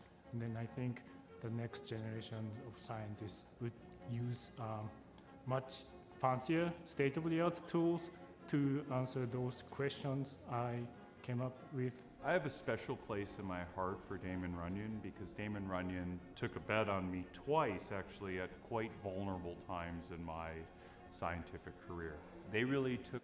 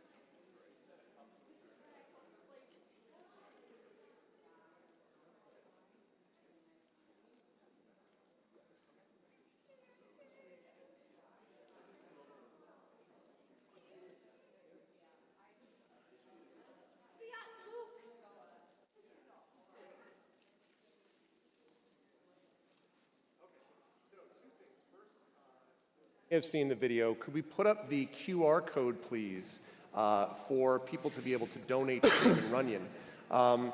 As I mentioned before we get started, first of all, thank you all for being really, really an awesome audience. Thank you very much to both you, and I hope the people online are enjoying it as well. This, as I said, is the first part of ArvCon, which is a charity convention to benefit the Damon Runyon Cancer Research Foundation. It has been running for 8 years. This is the 9th year that it has been running. And that right there is the code that you can use if you can scan that to donate to this campaign. Now, we have raised so far tonight $560. That is a very good start. Our goal for this time is $7,100 is what we want to reach overall. And it's important to recognize that a lot of the people that I play with, I would say everybody here that's playing with me has been affected in some way or another, knows somebody who was, or has people that were directly affected by it, or lost people as I did, or had people who were not lost, as Rob has. But it's also important to note about the number of people who were survivors, players that I've played with who survived childhood cancers. One quick example of that is there are particular kinds of malignant brain tumors in children which were fatal 15 years ago and are largely curable now. And that's directly due to the work that's being done by Damon Runyon and other cancer research facilities that support young researchers and produce Nobel Prize winners in the process of doing it. Some of that video showed you a little bit of that energy that you can have. So if you can donate to this campaign, we would appreciate it. Just your presence here means a lot, but please donating and spreading the word. And this is only the beginning. This is day 1 of 5 of ArvCon. The rest will take place on my channel with a lot of wonderful players, just like these folks, performing for you and entertaining you and hopefully reminding us what it means to come together as a community. So I will say more about that as we go through. But now I will simply say, you are standing in a pile of books, players, and in front of you is this ghostly figure. And as I mentioned, the ghostly figure who is kind of drifting around said, "Thank you, but you should not be here," and sort of looks at all of you and she says, "I was trapped before, and it appears now that I am no longer trapped here, thank you. But none of you should be here. This is a place of evil. It is dangerous here." We have to be here. We have to find a book called The 5 Disciplines. The 5 Disciplines. We were sent here by a teacher. Well, I hesitate to call him that. Who? Assistant professor, headmaster. His name is Vernon. That's not what you called him before. Vernon? Richard. Headmaster? Assistant. He's not our headmaster. And she sort of kind of is silent, sort of wavering slightly, and then says, he was a teacher, like myself. Oh. 20 years ago. It was Wait, did you say so long. was? Sorry? Did you say was? Once, yes. We all were. 20 years ago, but it's so hard to remember. 20 years ago, in 1340? I think that's Would that right. make, was your name Coletta by chance? No, Oh. Coletta was headmistress, though, yes. But no, I am... And she's sort of like clearly struggling. Yes, Yale. Yale Ocean, that is me. Yale Ocean. Yes, and it's a Jaelogion. And she says, I was sent here with a colleague, Artur Sovereign. Yes, Artur Sovereign. We were professors. We were sent here, and then something happened to me, and she kind of looks around at the books and sort of shakes her head, clearly confused. Did Vernon send you here? No, Vernon could barely send himself to the outside but it's been so long. I sort of trails off. Miss, the tree outside there. The tree. It talks. The silver tree. Yeah, that's the one. It was planted here by an ancestor of Aurencia Silverleaf. Okay, it says something about peace and anger, and I didn't catch the rest, but it's very clear about that because it said it twice. Peace and anger. Yeah, that's the thing. There was What does anger. it mean? And then she sort of gets this horrified expression. Anger. Yeah. Anger. Have you found it then? Have you found him? Who found what? The anger. He was a creature, Only an angry paper lion, but that was you. What? You were a lion, made of paper. A manticore, to be more accurate. Yeah, that's a ticket. Oh, I was trapped in the form. You did seem pretty angry. He was, but it is not his anger. It is the anger of the other one. The other one. There's more. There's Professor Suverin and I. There was something terrible which happened here. Something terrible which created this awful sense of magic being consumed or something. And we were sent in by the head of school. He said to find out what had happened. And what we found here was an awful creature, a revenant. Now, if any of you know what a revenant is, and I would say that the magic creatures and perhaps the paladin, while watching YouTube videos on how to be a paladin, may have seen something about this. Yes, YouTube so scrolls. I would like you all to make, those people that I mentioned with magic backgrounds, to make history checks for me, please. You also count because you're a paladin. So I got a natural one. got a natural one. Can I use You were like, Oh my ghosts? gosh. sparkly Yes, dice? please. I got a 4. Okay. That's good, good. Climbing up the ladder. You said history? 18. You do remember this, Elder. A revenant is a foul, undead creature, or at least it's usually foul. It is a creature formed from a desire for vengeance. So great is the will of the creature who feels they have been wronged that their spirit rises again and hunts down who did this damage. But revenants generally last a month, a couple of months. The idea that this creature is a revenant and has lasted for 2 decades is inconceivable to you. But there is a lot of magic here.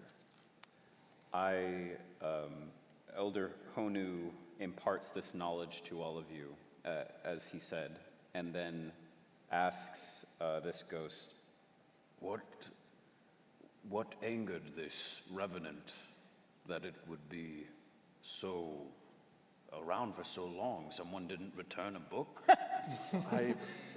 No. I do not know.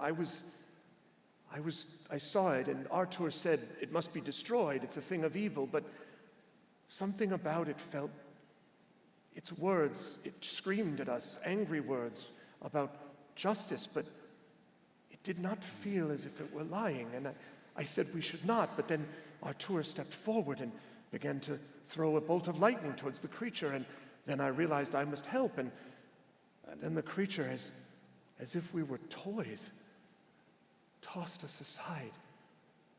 And as I remember the light fading, and he looked down and said, I had to do what I did. You were wrong. And I think I was. And the ghost starts to tear up even at the time. Oh, I can't stand to see people cry.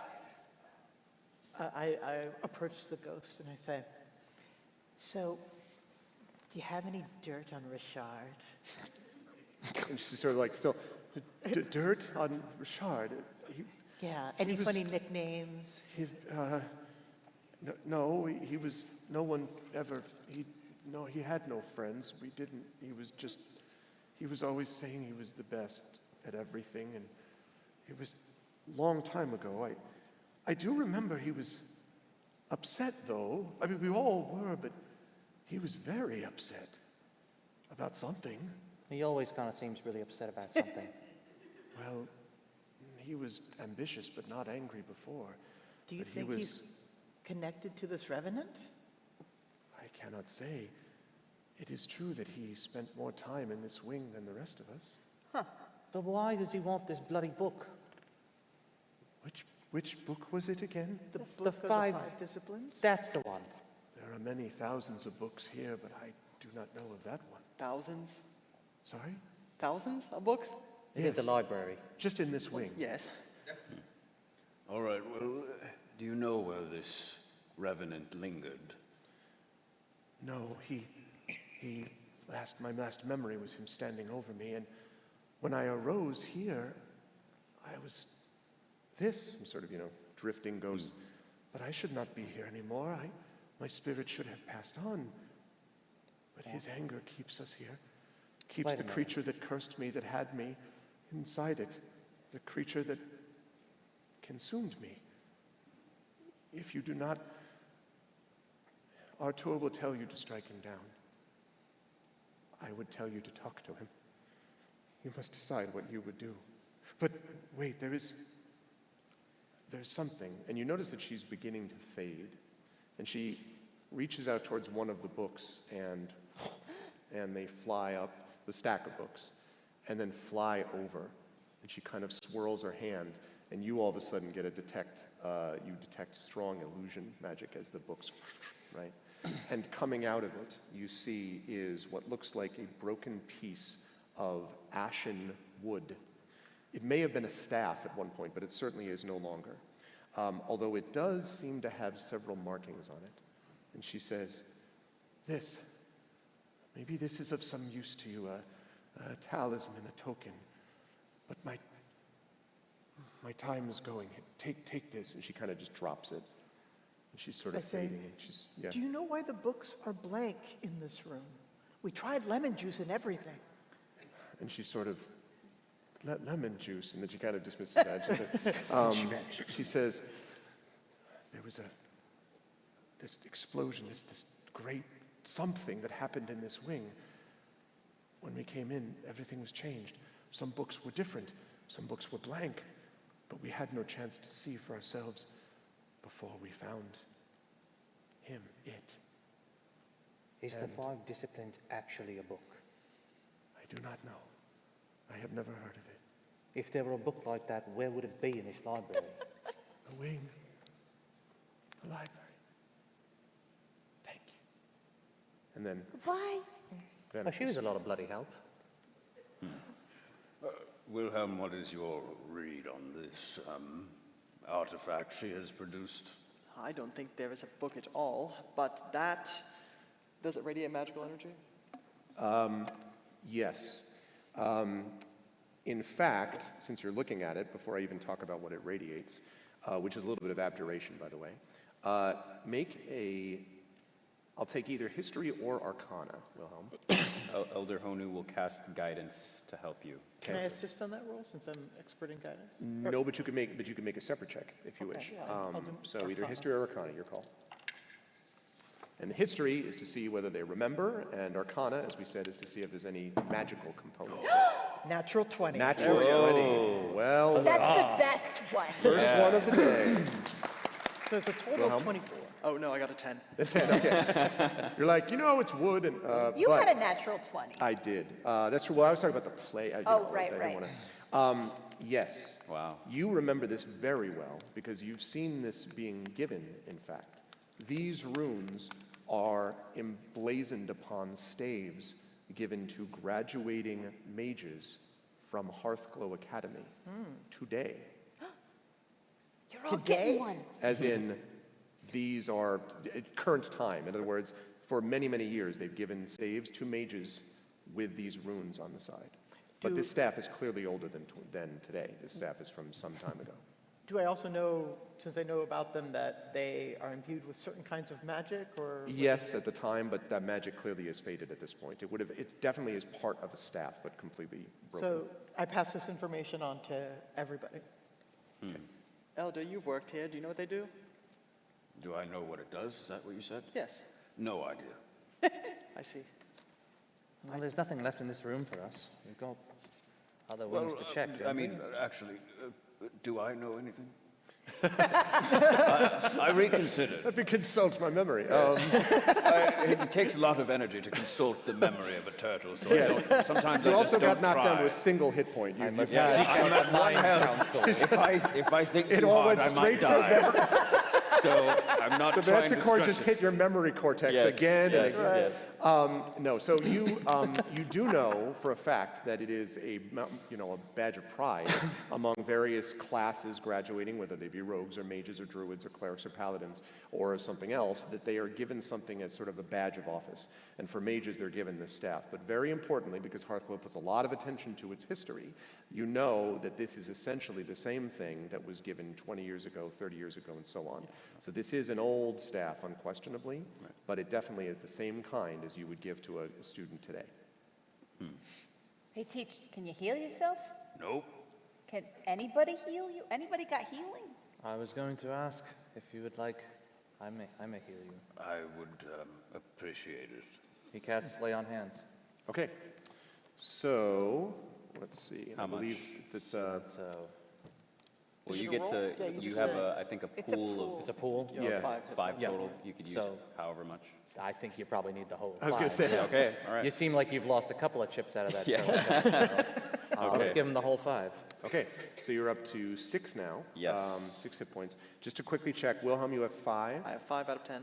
Mog, I had you at 5 and then 4 temp, but I think those 4 temp. The would- 4 temp leave when I Okay. unshift. So we've got you still at 5. Yeah. Elder's at 6. Wolf did not take any damage. And the tank there, did an 12. amazing job not being in the fight. Allie, really good. still at 10. Yeah. And, okay, great. All right. So, So- Elder Honu will say, all All right, right, who would like to take? I already have a staff, so I think Wilhelm, you have an aptitude with magic. I think perhaps it will serve you some use. Sure, I'll try it. It might be a magical focus or maybe like a wand of secrets. I don't know. Maybe It if might you- require attunement, which does take some time, but I'm not really sure. It also might belong to the Revenant. Are you like good at being nice to people and like talking them down? I could say that. I'm quite charismatic. I just don't think you should hit the Revenant with the stick. Oh, I will not. All right. I might do it, so it's a good thing you have it. Anything we encounter, I am not getting near it. All right. There's a much greater chance you're going to sing it. That maybe work.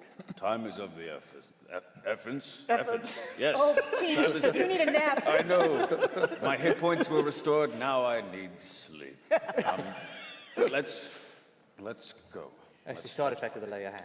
Don't worry. Well, you know, I led last time, so Paladin, Wolf, why don't you go first? You're Yes. looking shiny with all that armor. And you've still got my inspiration when you need it. He doesn't say anything, he just picks the direction to go and just starts walking. Okay, I well, think so you far like you some- come from here, you went down here, this is rubble, so are you, like, I never did nothing. back to the other side, or like, where do you? Well, when we went in the main auditorium, or the main area Yep. before, I mean, I was mostly focused Focused on on the the tree. tree, So yeah. did I see that there was a path? There is a on the other path, yeah, side? you definitely, like the others, would have seen a path to the north and also Yeah. this way, although Elder- Wilhelm had told everyone that. Yeah, like, Elder Honu will not say, getting in there. I have an idea. Wilhelm, didn't you find some sort of strange wall of magic? I did. I find a wall, and this may unlock it. Let me try it. That's a good And idea. I'm going to walk over with... Okay, having stood up. I'll walk up. Yes, having stood up. I'll make sure I'll Okay. stand right there with you. Thank you. Yes, So I may need when protection. so you're holding it up, just so I know for sure, what are you doing with it? Well, first I'm going to go, Okay. So it goes like this. And Wolf goes, But- very, very convincing. But when you do this thing, the runes on the staff do flare. And it does rebound, but you almost feel like a dornch. So it pushes further in than it did before, but it does not break, rupture, or anything like that. It still resists you. okay, I went further in. I'm going to try and just push against it now. Can't go any further than what you did. So it did push further, but not enough. There's a little more leeway. If we can get more of these or something with the same runes, maybe we can push our way through there. yeah, you mentioned the staff is broken in half, Yes. right? Okay. Well, I think we have a clear goal then. Let's try this opposite hall. And I can try and detect the same magic and find it. Look at us. We're like a full adventuring party. It's like the old days. Yeah, like level 100, right? Yes. Yeah. Though when you reach level 100, you go back to level 1. Oh. Is that what happened to you? Yes, it's exactly what Oh my God. All right, goals. Who designed this game? I'm sorry, what book was that in? What book was that in? I don't know. Call of Duty, maybe? Never heard of it. All right. You can support the DLC by contributing to Damon Runyon. All right. So if you're heading, are people heading this way? I don't Yeah, know. I think we're all heading. So who's going in? Wolf, are you leading the way into this? I'm walking alongside Wilhelm. Yes, I will stay a little bit behind. Yes. Slightly behind. And then we have Mog, where are you? I'm hiding behind the paladin Okay. and his armor. And Elder and Allie, Just in rank 3 there. like here? Yeah. And then Elder, are you up here? Or back here? No. I'll be in the middle-ish. Yeah. I could be last. Okay. I'll drop back. So Just change us entire, like, yeah, just move shift us around. Okay. I'll hide behind the paladin and the turtle. Yeah, Wolf Paladin. So when you come up to this room, I'm going to have to move my screen back. Okay. When you come into this room, you can note a couple things of interest when they are here. First of all, you can see as you are standing in the top of these things that there is a number of sort of books kind of scattered on the ground, like you saw over here.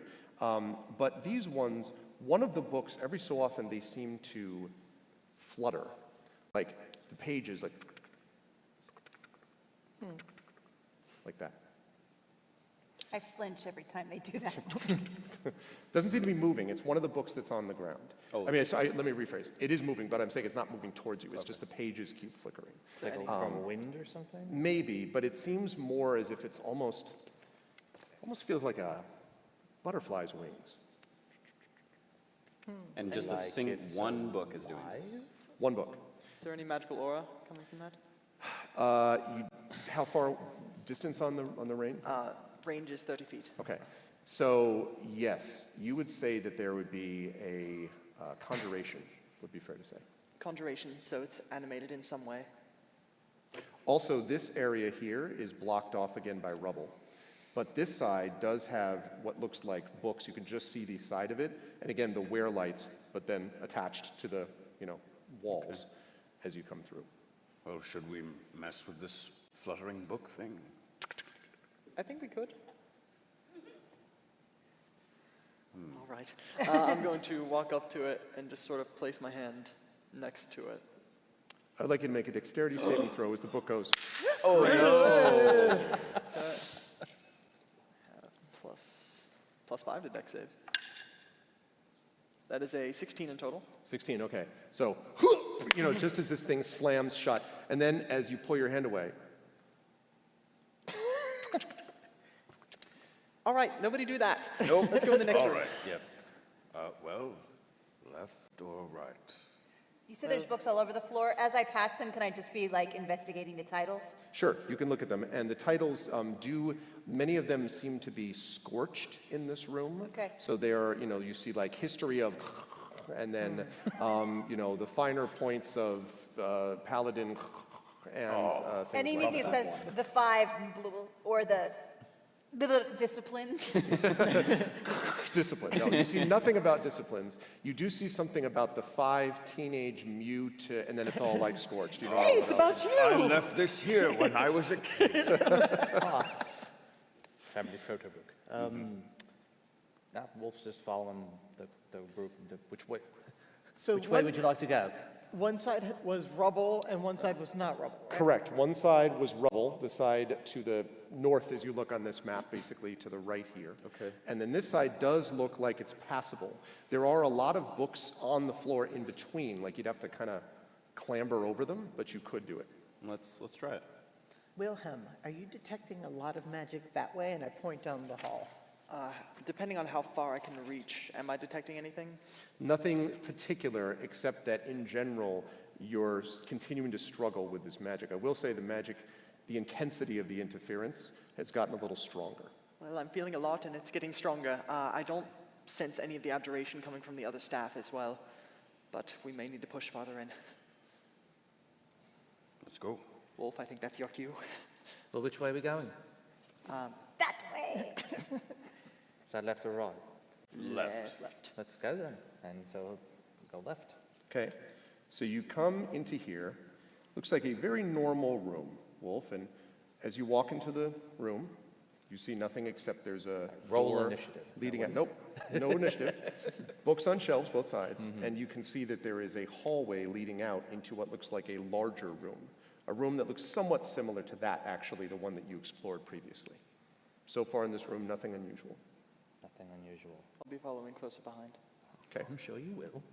The rest of the group is with me, or? we're all we'll keep coming. behind. Yep. As I get closer, We'll see you do when I you let sense us know it's in anything there. Okay, sorry. else? As I get closer, do I sense anything else? You do sense some kind of possibly illusion, but it's very confused. All right. Is anything happening to the staff? I have No. nothing, but I do sense some more illusion in there. Do we want to go further? Do we want to go further? Or do we want Yes. to go the other way? We're I going to don't keep see going. any other way forward. All right, let's see this to the bloody end then. Wolf, you walk out the door and emerge here. I don't know what just happened. I but I'm said not go where I should forward, be. Wolf. Like literally, you're now behind the party. So you're just like, Tank over here. But we can see into the room, can we not? yes. Oh boy. You want to try that with the Yes, staff? with the staff. I'm going to poke through it. When you poke through it, nothing seems to happen when you just poke through it. Nothing. The other I'm going to try and walk through Yeah, it. you will. Does it seem to go into the hallway? Say again. Does the staff seem to go into the hallway? It does. I am going to walk all the way through. You emerge with your staff here. That time he does hit me. Unfortunate. Try walking bloody back. thing. What was that? Try walking back the way you came. I will walk backwards. Nothing happens, except you bang into the rubble. Nothing. So I'm going to investigate the doorway in the area, look for runes, arcana, good stuff like that. I'll Okay. check for traps. Okay, so I'll need investigation from Mog, and I will need an arcana check from I will Allie. guide Allie. I'll say, This magic can be rather tricksy, but I think so can you. Nah. 7, 8, 9, 10. 10. 9. Yeah, everything seems perfectly safe. No traps. You know, everything seems fine as far as you can tell. As far as the arcana is concerned, there's definitely magic, but you don't know where exactly. But it definitely seems to be around this room in some way. Wolf is still looking at that rubble and going like, I bloody have some more questions for that tree. Now what's going on? I'm going to try and sense something else through the gate. I'm going to say, sprung into being at my command, I gain control of the mage's hand. And I'm going to cast Mage Hand again and try and shove it through the gate. Okay, so you go back to where you were to do that? Okay. You move it through the gate, and nothing happens. Is there anything that I can see on the inside that I can touch or move? There is not that you can see or touch or move on that side. It's still dark in there. I mean, it's a little lit from where you are, but there's no wear light on in there yet. Gotcha. If we need light, does anyone have a light spell? I have a lantern. Sure. I'm going to light my lantern from my from my backpack. And I can give it to your mage hand if you want. It'll hold it up and then drift it The in. lantern with the mage hand holding it casts no light inside that hallway. Well, that's ominous. Darkness spell, maybe? I'm going to try something. I'm Okay. going to turn around so my back is to the doorway and walk into it backwards. Basically backing through Yeah. that same door. You emerge facing front ways in the same room that I mentioned before. I was hoping that was what was going to happen. I don't know. I don't think we can get in there. Should we try to explore a different room? Yeah, we could try and clear the rubble, maybe. Elder Honu will finally walk up and close his eyes. Maybe he has to see darkness. I don't know. And do what? Go through? Close his eyes and walk through. Yeah. You emerge with your eyes closed in this room. I trip and fall back on my shell, and I'm like, help. Did I make it? Like, Professor, watch out! So there's got to be a switch or something. That's what I thought, So but I'm we going can't to see anything in start there. opening books, pulling things on the shelves, Okay. investigating for Yes. a Maybe- latch on or the floor. something. Maybe that flappy one has answers. Okay, so you do the, so you're just pulling books down basically at random? Well, or? no, I mean, I'm pulling books, but I'm also just searching for Okay, some kind go of ahead and make trick. an investigation check for me, please. And in the darkness, I'll try and feel around with the mage hand as well. Natural 20. Wow. Woo! Mwah! All right. That's skill right there. Chat, you have to donate $5 now. 20 bucks. Yeah, 20 bucks. Yeah, one for every. Okay. So what you do notice from this is that there is one spot in the bookshelf where a book is definitively missing. It's the flappy one. On the floor. Do you want to grab the flappy one? Okay, I'll do it even though I have 5 hit points left. Well, maybe somebody who's stronger. Or the mage hand. Or the mage hand. Or both. Or both. I'm going to send the mage hand over there and try and... Okay. It does not snap on your mage hand. Good. And am I able to pick it up? Yes. All right. I will carry it slowly over to the other door and push it through. When you push it through, 2 things happen. First, this door, all 3 of you appear in this room. Secondly, the door behind you, or you thought there was no door there, but a door basically appears behind you. But in front of you, the weirlights pop up. What is it with the doors in this place? I have no idea. What do we see? So far, you just see this large circular room, which reminds you a lot of the room in here. Not as many books on the floor, though. There is also a kind of wispy fog covering this room as well, and a faint blue glow. Wolf, with his sword drawn, walks into the center of the room. When you walk into the center of the room, as I find your guy, okay. As you walk into the center of the room, the 4, you can see the dull blue glow is coming from your favorite thing, 4 blue wear-lights. And as you come close to these 4 wear-lights, they drift towards one another in this synchronized pattern. You can see that they sort of come close and then begin to swirl around each other. And eventually, after swirling, they combine into a sphere of light and then brighten and elongate and grow. And coming out of this, we have a ghostly figure who emerges. We see the ghost of Christmas Past. That one Yes. right there. Oh, wow. That doesn't look nice. And he rises above you, towering above you, 10 feet at least, and points down at your group and says, "What business do you have within these halls?" We're looking for a book. "There are many books here and many thieves. Who are you?" We just talked to Yale. Yale.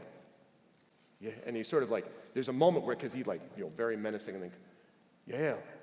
Yes. Yes. Ocean, you mean? Yale. Arthur Severin? Ocean. You're Arthur. Yes. Professor. Professor Arthur. Arthur Severin. Hey, Professor.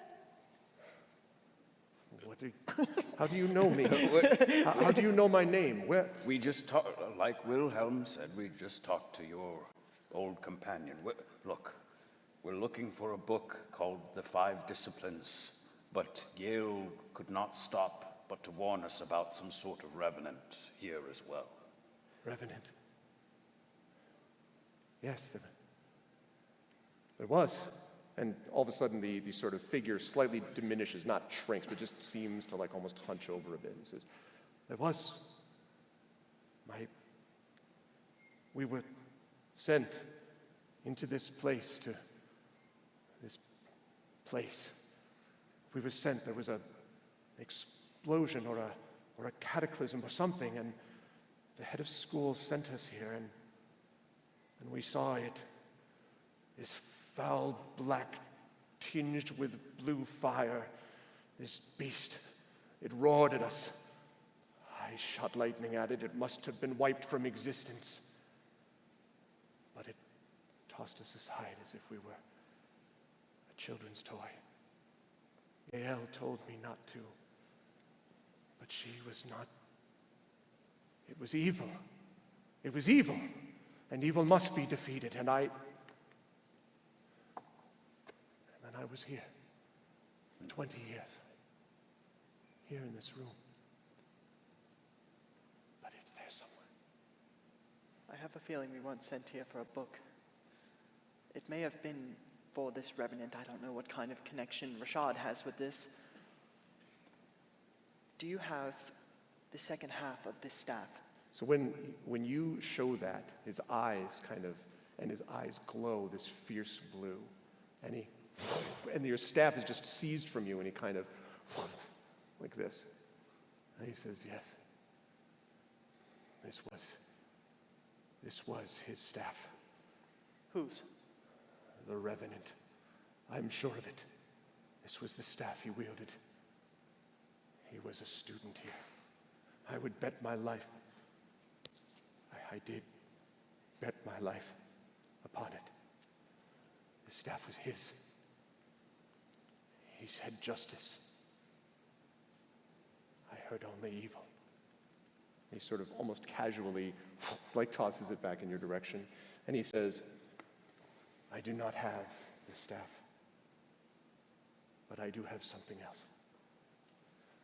I found this later, years ago. And then he does this, and the books fly above his head and fly and swirl and then fall to the ground, but hovering above one of them is a small metal pin.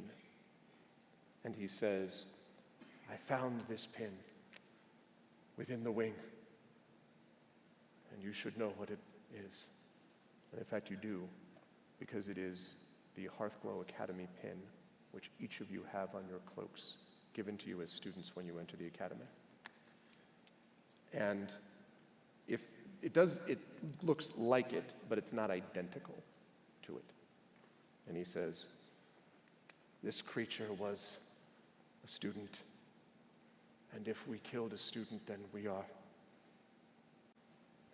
I deserved what I had. But Yale did not. She tried to tell me.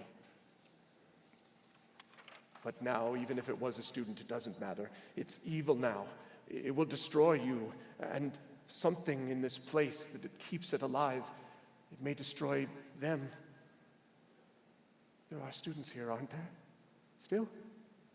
You said it was a student. Yes. Is there no way to save it? How do you save vengeance? You have to give everything a chance to save it. Fighting is important, but life is precious, isn't it? That is what Yale said. Yes. So, what can we do?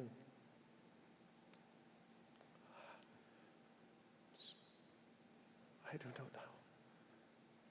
I am a ghost. Is it behind that door out there by the tree? The tree, yes. The tree. The tree spoke of great anger. It was angry. If you find him, if you're wrong, he will destroy you. But what does he want? I don't know. He said justice. I didn't listen. I just shot. Justice. Justice. Did something happen to that student? I don't know. We don't know. Was there any record? Was there a book? Was there something that would say what happened? If there is one, it was written after our death. Elder, you said that the Revenant is spawned of a great vengeance. Yes? I believe that is that anger that summoned it. If we can quell it in some way, I have a sneaking suspicion that this being that has been here for undisclosed period of time has something to do with Rashad. Maybe he is the one that killed this student. That's a stretch. When you say Quite a Rashad, he says, did you say Rashad? Yeah, Vernon. Vernon Rashad, that hack? That incomparable buffoon? We've come up with worse names too. Hey, write down hack. Incomparable buffoon. What is Vernon Rashad to do with this? He is now the assistant headmaster of... He's what?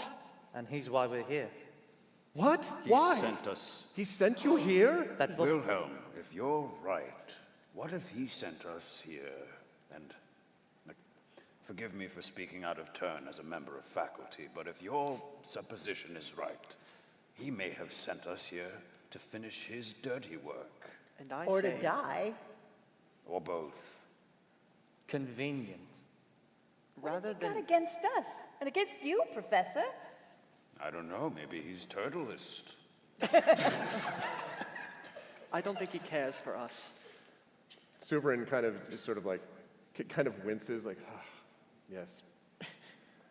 Yes, it just sort of nods at you. And Suverin says, whatever you do, it must be soon. I feel the energy of this place. I hear the sound of the students having a good time. Party's dying down. The sound of students, they must, you will destroy them, or this place. This is built on a font of tremendous magic. Well, problem with that. We can't get in there. Yes.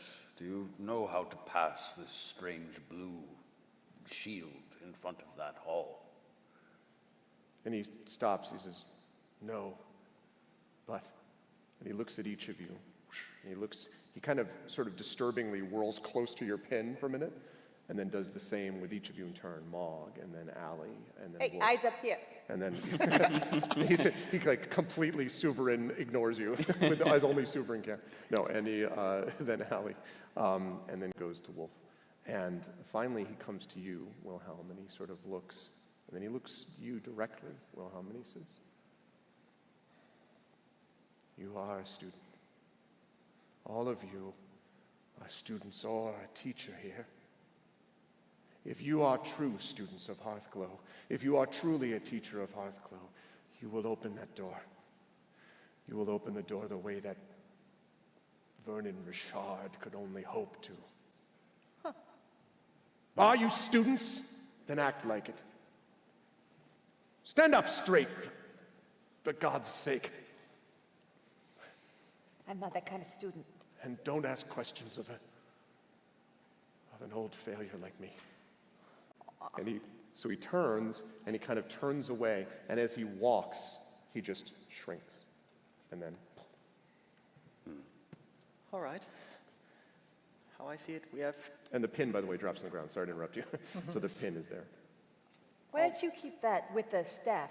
Yeah. I'll take it and kind of put them together. I'll do you one better.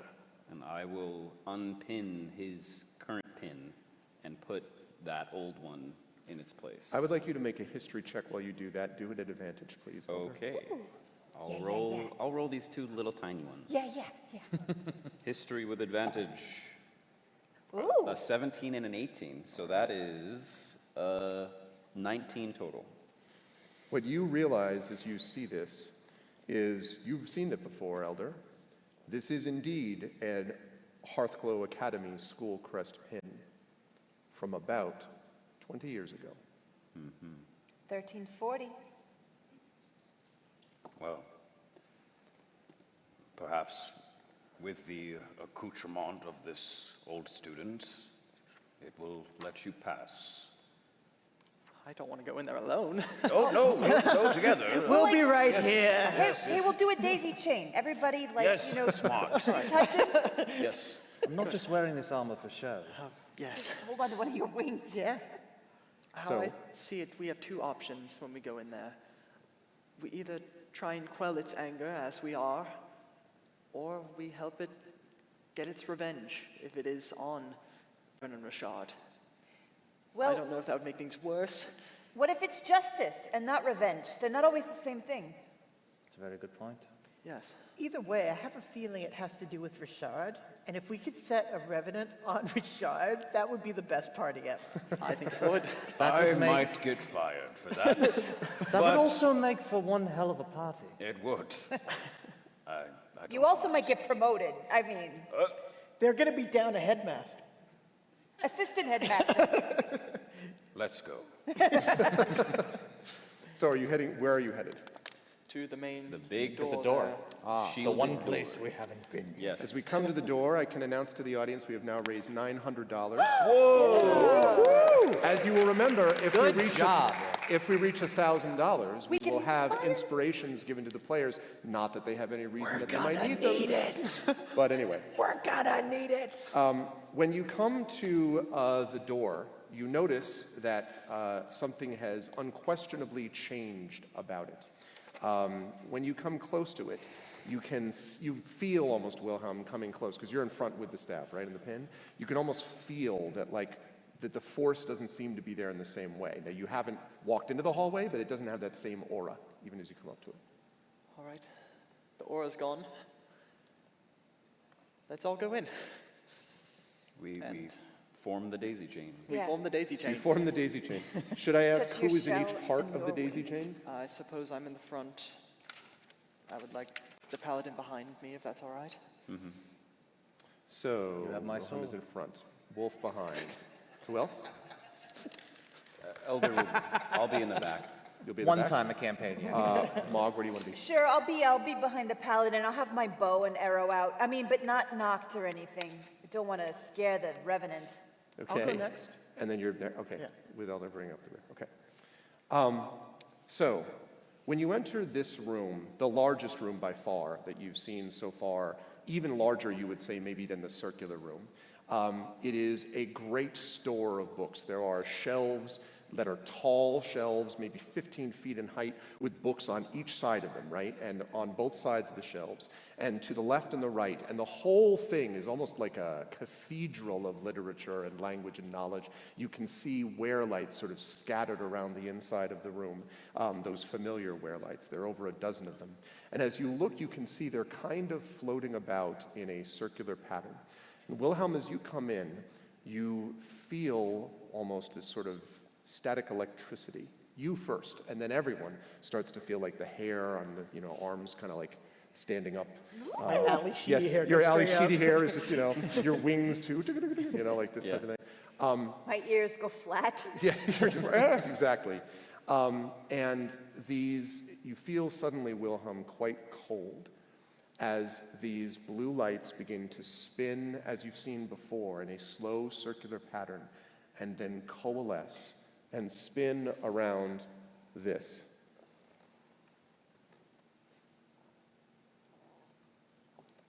That's the one. Emerging from these lights is a gaunt form stalking from the shadows. The form is that of a young human male with long dark hair and eyes that blaze with a deep blue fire. His mottled skin is pale with a grayish hue, and he walks forward and says, "Why have you come to my place? Be gone now, and I may not destroy you." We've come to help you. Justice. You don't know what the word means. Justice means nothing to you, or any of you. I live for that word. That's what they all say. They all say justice. Now, as he speaks, you can see jagged purple flame kind of angling and arcing off of him. And this cold that I mentioned, Wilhelm, you're in front with the daisy chain. You feel it so strong as if you were being burned by ice. And this right on top of you. And all of you, even if you don't have any magic, but especially the sort of magically attuned characters, feel this overwhelming sense of magic. Your detect magic here is useless. It is completely overloaded. He sort of speaks, looks around, and he says, "You need to leave now. Go and join them, the ones upstairs, the ones making noise. all of them, lovely students, all following teacher's orders, teacher's orders." That's what they all did until they get betrayed, like me. Hey, we were put in detention by a teacher. We don't follow orders. A teacher. You don't know them, my guide. You don't know them. A certain teacher named Vernon Richard. What did you say? Vernon Richard. Now, when you say the name a second time, he seems to grow slightly, and the light in the blue purple flames intensify, and the darkness of his shadow increases, and he says, "Vernon Richard! Vernon Richard!" And you see like his fist like this. I would like, let me see. Let me have, all of you actually can make perception checks, please. Feel free to use any of them.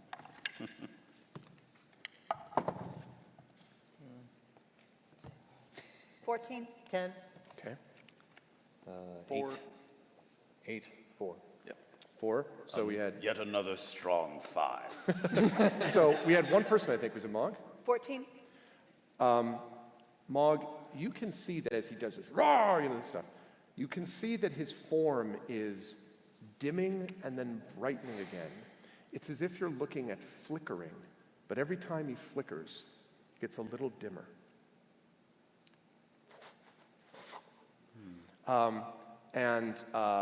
He says, "So, you serve Rashard. You have come to finish what he started. Go ahead. Why don't you try to destroy me? They all do. They all tried. Go on. I deserve it, don't I? That's what he told you. We do not serve him, and I certainly do not. You paladin. That's right. You don't serve him, but you listen to him. You walked through the doors. You followed his orders. I serve my heart and justice that follows it, along with this sword, where I use it as necessary, but not for want, because I need to, and I don't want to hear. I want to hear what you have to say, and then do the just thing, as any paladin would. Don't you know of them? Your words are honey. I await the sting. You will not get it from me. Allie and I just want to get Vernon in trouble. We kind of hate him. That goes double for me. We come by his command, but we are not at his command. I would say we're all against it. Aye. And we want to help you. Aye. We'd much rather the elder become the assistant headmaster. He's pretty nice. And you said that everyone has tried to get rid of you, but Yale didn't. She attacked me like all the rest. I destroyed her like all the rest. She regretted that for 20 years, and she's gone now. She's not the only one. Not the only one. Okay, now, Wilhelm, you can again see this sort of dimming and sort of flickering. And he looks at you and he says, "You mean to tell me you're here to help me?" We are here to help you. I would like a persuasion check, but more than that. If you spoke to a professor, in fact, if you spoke to both, I will lower the difficulty of the roll. Is there anything you want to show to Suverin in the process of, to this creature in the process of this? Those who came for you are to Yale. They acted in fear. That's what vengeance does. Vengeance kept me alive for 20 years. Vengeance kept you alive, but justice will put an end to it. Pure justice, right justice. I wear your badge and hold your staff. If you cannot leave this place, I will act as you and deliver that justice. We all will. Where did you get those? Where did you get those? Yale and Arta. They didn't know what you were, but if they knew your story, they would have helped as well. Not every teacher here, especially not Vernon. Not every teacher here is bad. Or every student. Or every student. I would like you to make a persuasion check. Do it at advantage. Is there any way Elder Honu... Oh, wait. Oh. Oh, yes! Here it is! You want to blow this up? Yeah. This is going to last like one roll. Yeah. Blow it up at advantage. Vanna White, we took our intermission, and I blew this up, and it has deflated since. But, okay, get ready for the most appealing noise ever. Yeah. So we're going to pause the show for 7 minutes while... You can do it, Nobody Elder brought Honu. a pump? This is a good time to talk about David Runyon. It's really important. It's true. Did you do it? We need you to roll a lung strength check. Okay. I think it's good. Now, Wilhelm is going to roll this. Wilhelm, I'm suspecting you might want to roll this in front. Yes. Okay. Where is he going to roll it? You can give it to He's gonna Wilhelm. throw it into the Wilhelm is going to audience. roll it at advantage. Roll it into the audience. At advantage. I will roll it twice. Okay. It's the first one. That's a 19. 19. 19. Hey, One more time, just in case. it's a And one more time 19. in case of a 20. 19. Crit! Oh, come on! Not a crit. Okay, Not as much. 15. But a 19. So 19, and then you said anything you're adding to it? I have a +5, so that's a 24. Wow. Okay. So he says, he sort of stops and he kind of, what does it matter? I'll be gone soon anyway. I was a student here 20 years ago. I was a good student. I did well in my classes. I worked hard. Richard was one of my teachers, and he did not like me. Some of the students said he was jealous of me, but I did not like him. Perhaps I spoke back to him. I defied him.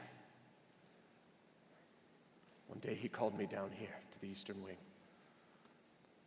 He said he wanted to speak to me about a book of history. 5 disciplines, he called it. There was no such book. He brought me down instead to tell me that if I did not begin to behave, he would see me kicked out. He would have me removed. I screamed at him, I cannot go back. I belong here. And I cast a spell at him. I missed. And he killed me. With a lightning bolt. But before he had his triumph, I was so angry, I rose up and he fled. Then they sent 2 others at me. They attacked me and I killed them too. If you are who you say you are, then you must have justice on Vernon Richard. He is evil. Not me. Can you come with us? Tell your story? We have a full packed room where we can... If I leave this place, I will dissipate even faster. All that keeps me alive is the magic here. You must speak for me. There's a path. There's a path. And he moves his hand, and 2 of the bookshelves on the northern side of the room open, and there is a steep staircase. And coming from up the staircase, you hear, from upstairs, good sounds. They are at feast with him. Tell them. Go quickly. Tell them. Oh my God. I think you need to tell them. I mean, they'll listen to you, right? The headmaster? Wilhelm was also persuasive enough. I say we all have a word. Don't lose that pin. I will not. I will, I'll knock my bow and arrow, and I'm gonna ready, if I see Vernon, I'm just gonna, not loose it, but I'm gonna have it on him. What is your name? Caleb. Iron Cloak. What was that? Iron Cloak? It was Caleb, C-A-L-E-B, Iron Cloak. And I was the best student at you. Wolf takes his sword. He puts it up to himself. Blade down up against his chest. And he walks towards him if he'll allow it. Yeah, he's kind of dimming and sort of kind of. And he says, Caleb, I have not been a paladin long. And though I am of no deity, I will use this chance to tell your story. I'm gonna use prestidigitation to play like soaring music behind him. Like, And when the music starts playing, the tiefling in him kind of looks over and goes, "What the bloody hell are you doing?" doing really well this time. I'm just like, keep going, this is great. That's so great, Allie. Oh my God. If you all do not commit, it will not matter. Will you speak for me? Yes. He looks at you first. Yeah, and I say, yeah, I already hated the guy, but now he's like total trash. Like, he will pay. And he looks to you, Mark, and you. He's a murderer. He's not going to get away with this. I will speak for you. And you, Elder. Actually, he doesn't know your name. You, teacher. Turtle. Turtle. There has been many things over the years that have given me a bad feeling about him, and now this has just confirmed it. So yes, I will work to have him removed. And he kind of swivels his head. And you who have the pin and the staff. Not the full staff. You have what matters. Will you speak for me? Of course. Then go before. Go. And get out of here. We go. Yeah. We go. Get out of here. Up to the banquet hall. When you come into the banquet hall, which is poppin'. Yeah! This banquet hall is popping. When you come into the banquet hall, there is, raucous feasting, which has obviously been going on for a while. You're positive that it was non-alcoholic beverages. You're sure that's still the case. There are definitely, you see a lot of teachers, favorites, not so favorites, etc. And at the front, you see one man who is bearded and has sort of silvery kind of gold hair, who sort of raises his hand. And you know this is the head of school, Thaddeus Clariton. And and you're just at the very, I should say, by the way, that it's like literally kind of like a trap door. So you're like just looking out onto the floor. And he says, "It is time that we all celebrate what we have done here at Hearthglow Academy. I am so proud of all of you as students. It has been quite a year, and this is a school," and he's starting to go on with this stuff. And you can just see, who's actually in front, kind of looking? You Probably are? us two. You are. So you can just just see, sitting next to him with his arms folded, looking fairly smug, it must be said, is our dear friend Vernon Richard. And Clariton is going on with his speech. We need to make our way to the front. Well, then let's do so. And he just starts walking up. Yeah. So you we all push just open gonna, the trap charge door? open. Oh, I yeah. think. It's like, We're just going to walk right in. just go. So when the trapdoor opens, there's this just gasp from the audience. Yeah, and the best. Okay, Yeah. There's a gasp from the audience, and there's a sort of pause, and everyone is just sort of staring at you. And Richard rises from his seat and says, "What are you doing here? What are any of you doing here? You are in detention. How dare you emerge? You cannot be here." And so Clariton holds up a hand and says, "What is the meaning of this? Why are you here?" Well,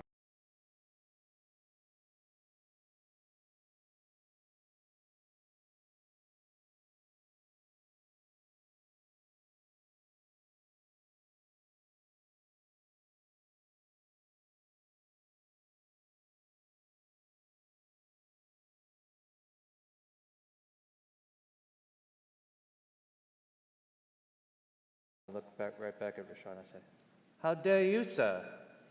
We've got some stories to tell from down there."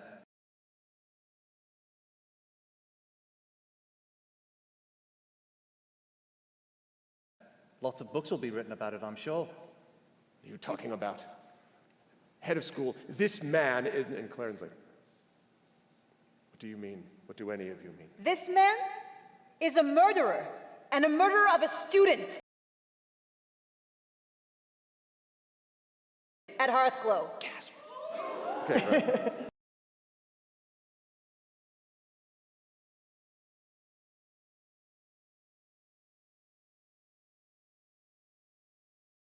Right.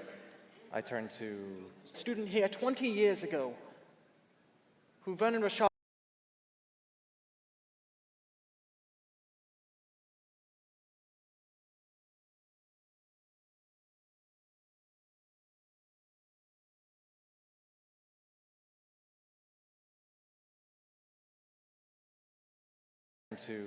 Student here 20 years ago, who Vernon Rashad and disposed of him.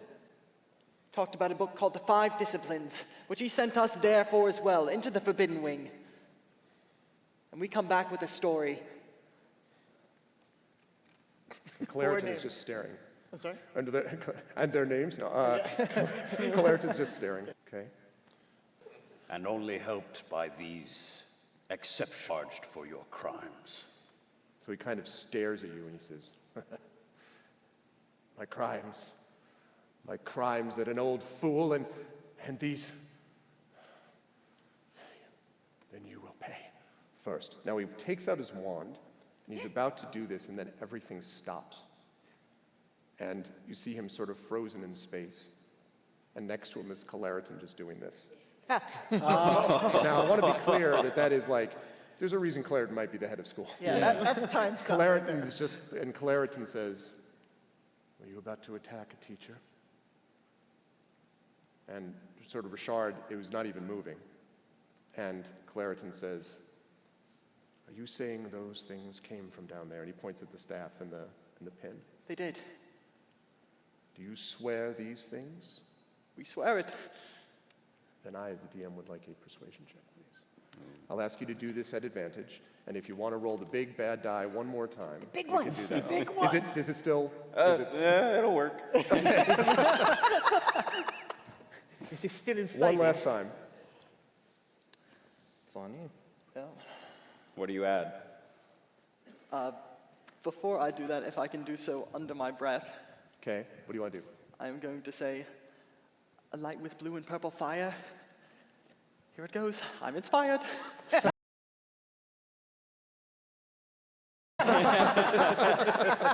I will give myself a D6 to this as well. Lovely. Oh my gosh. Here we go. The first.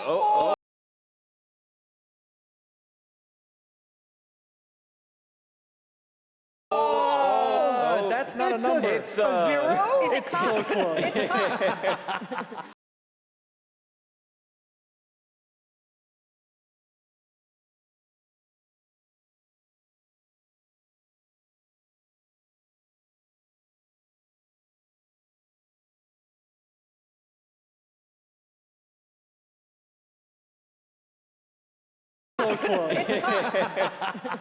I mean, but what's the number? Just The move number it. closest is if you clearly all the want to magic say- D&D. Yes. Why don't you roll your inspiration also, just to see? You can do that back here. I have, in total, a 29. So Claritin, you've ever said it. And he kind of like still like this. Frozen with fear. If I may. What is this? A little wallop. I've been wanting to say this the whole time. But in front of them, is that the way you'd like to be seen, Wilhelm? Yeah. And he kind of glances over your way, Mog, and he says, if you happen to bump into him as he leaves, that wouldn't be the worst thing. Awesome. As you were all sort of standing there, Richard is arrested and brought from the room. And you are, of course, freed from your detention. You were also, Go right back. You'll be happy to know, be allowed to graduate from the lower division. But more important than all of this is as everyone is sort of like buzzing to each other, I can't believe this. Right. As this is going on, you notice, perhaps just the 5 of you, that 3 figures emerge. One is tall, with a sort of angular beard, a ghostly figure that looks awfully like Artur Subrin. One is shorter, looking impressive, with an expression of softness. Perhaps that's Yael Ogion. And one is Yoda. And what is Yoda? Stole No, it is not Yoda, but it is. But the music's wonderful. That would be funny, though. That would be funny. No, the last one is, in fact, Caleb Ironcloak. And all three of them look at you, bow, vanish, and bring our event to a close. Oh, yeah.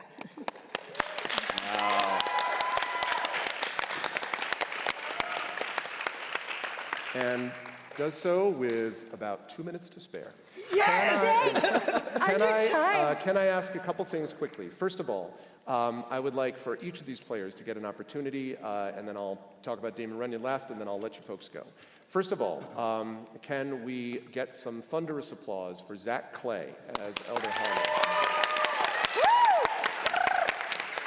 Yeah. Can we please have just as thunderous applause for the amazing CSE Cooney and Maud Ridge?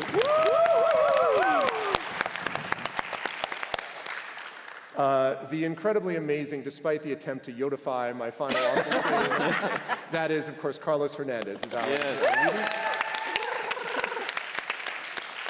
On my right, the very dramatically impressive and imposing, despite Ali Needy's attempts to play music behind it, and that, of course, is Asani Wolf, Rob, Austin James.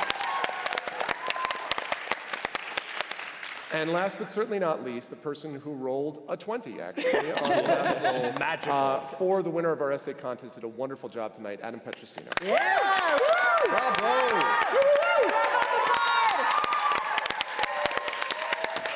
Last but certainly not least, I will tell the audience that we ended up the evening, as we end up this event today, at $1,045. Yeah, we got the inspirations! So we got the inspirations. I want to thank a couple of people. First of all, I want to thank all of you, more than a couple. I want to thank all of you for being here, both on and offline. It really means a great deal to us. You're a wonderful audience, so thank you, first of all. Yeah. Thank you, audience. I also want to thank all of the staff at the Klein, the folks who ran both sound and lighting, and of course, Lawrence Queso, Executive Director, who did a wonderful job with all this. So thank you to the Klein for everything. Thank you, Klein. Also, thank you to Megan McCurdy, who is the Marketing Director at Damon Runyon, that sent us the video and did a bunch of other stuff and is partnering with us all weekend. I especially want to thank Damon Runyon and their scientists for the work they're doing, so thank you. I want to thank the moderators on my Twitch chat and my Twitch chat in general, who are amazing. We call them the Arvanauts. They are the best. Thank you for both Arvanauts in person and online. Thank you to my Twitch folks. And lastly, I will say that all of these folks have various things that they do on and offline in terms of books, in terms of games, in terms of things like that. You can find links and information about them on my Twitter, which is @GregoryA.Wilson. You can find more information about them also through the Klein. I encourage you to get all of their books and works. I also encourage you to give all of your best, although I don't think he needs it. I think we have a partisan audience, for Adam, who is going to Sacred Heart next year. And last of all, my name is Gregory Wilson. It has been a great pleasure to both write and DM this adventure for this wonderful group of players and for all of you. And I want to thank all of you for coming and hope that you have a safe trip back. And please stop by my channel the rest of the weekend so we can get even more money raised for Damon Runyon. Thank you, and good night. Oh, and one more, I'm sorry. I would never hear the end of this. Thank you to my amazing daughter, Senevine, for running video and audio. I would not have heard the end of that. Senevine did a wonderful job. She's an amazing kid. Thank you, everybody. Drive safe. I have one quick thing, too. Oh, I believe that by the powers that be, yes, we have gifts for you. A certain company that rhymes with Blizzards of the Boast, that may or may not produce a game that rhymes with Fungens and Flagons, has been very kind to have every single member of the audience get a full set of dice as you make your way out. On your way out, every one of you will get a brand new box of dice direct from Blizzards of the Boast. And you can get that on the way out. As you pass out, you will get those for But don't pass out, just pass out. No, yeah, thank you for the reminder, my goodness. And thank you to our sponsors for doing stuff like that as well. So grab your dice, play some D&D. It is a really fun game. I hope that if you hadn't thought it before, you'll agree that it is fun. And for those of you who play, you already knew. So thank you all for being here. Have a good night. Thank you. Thank you, everyone.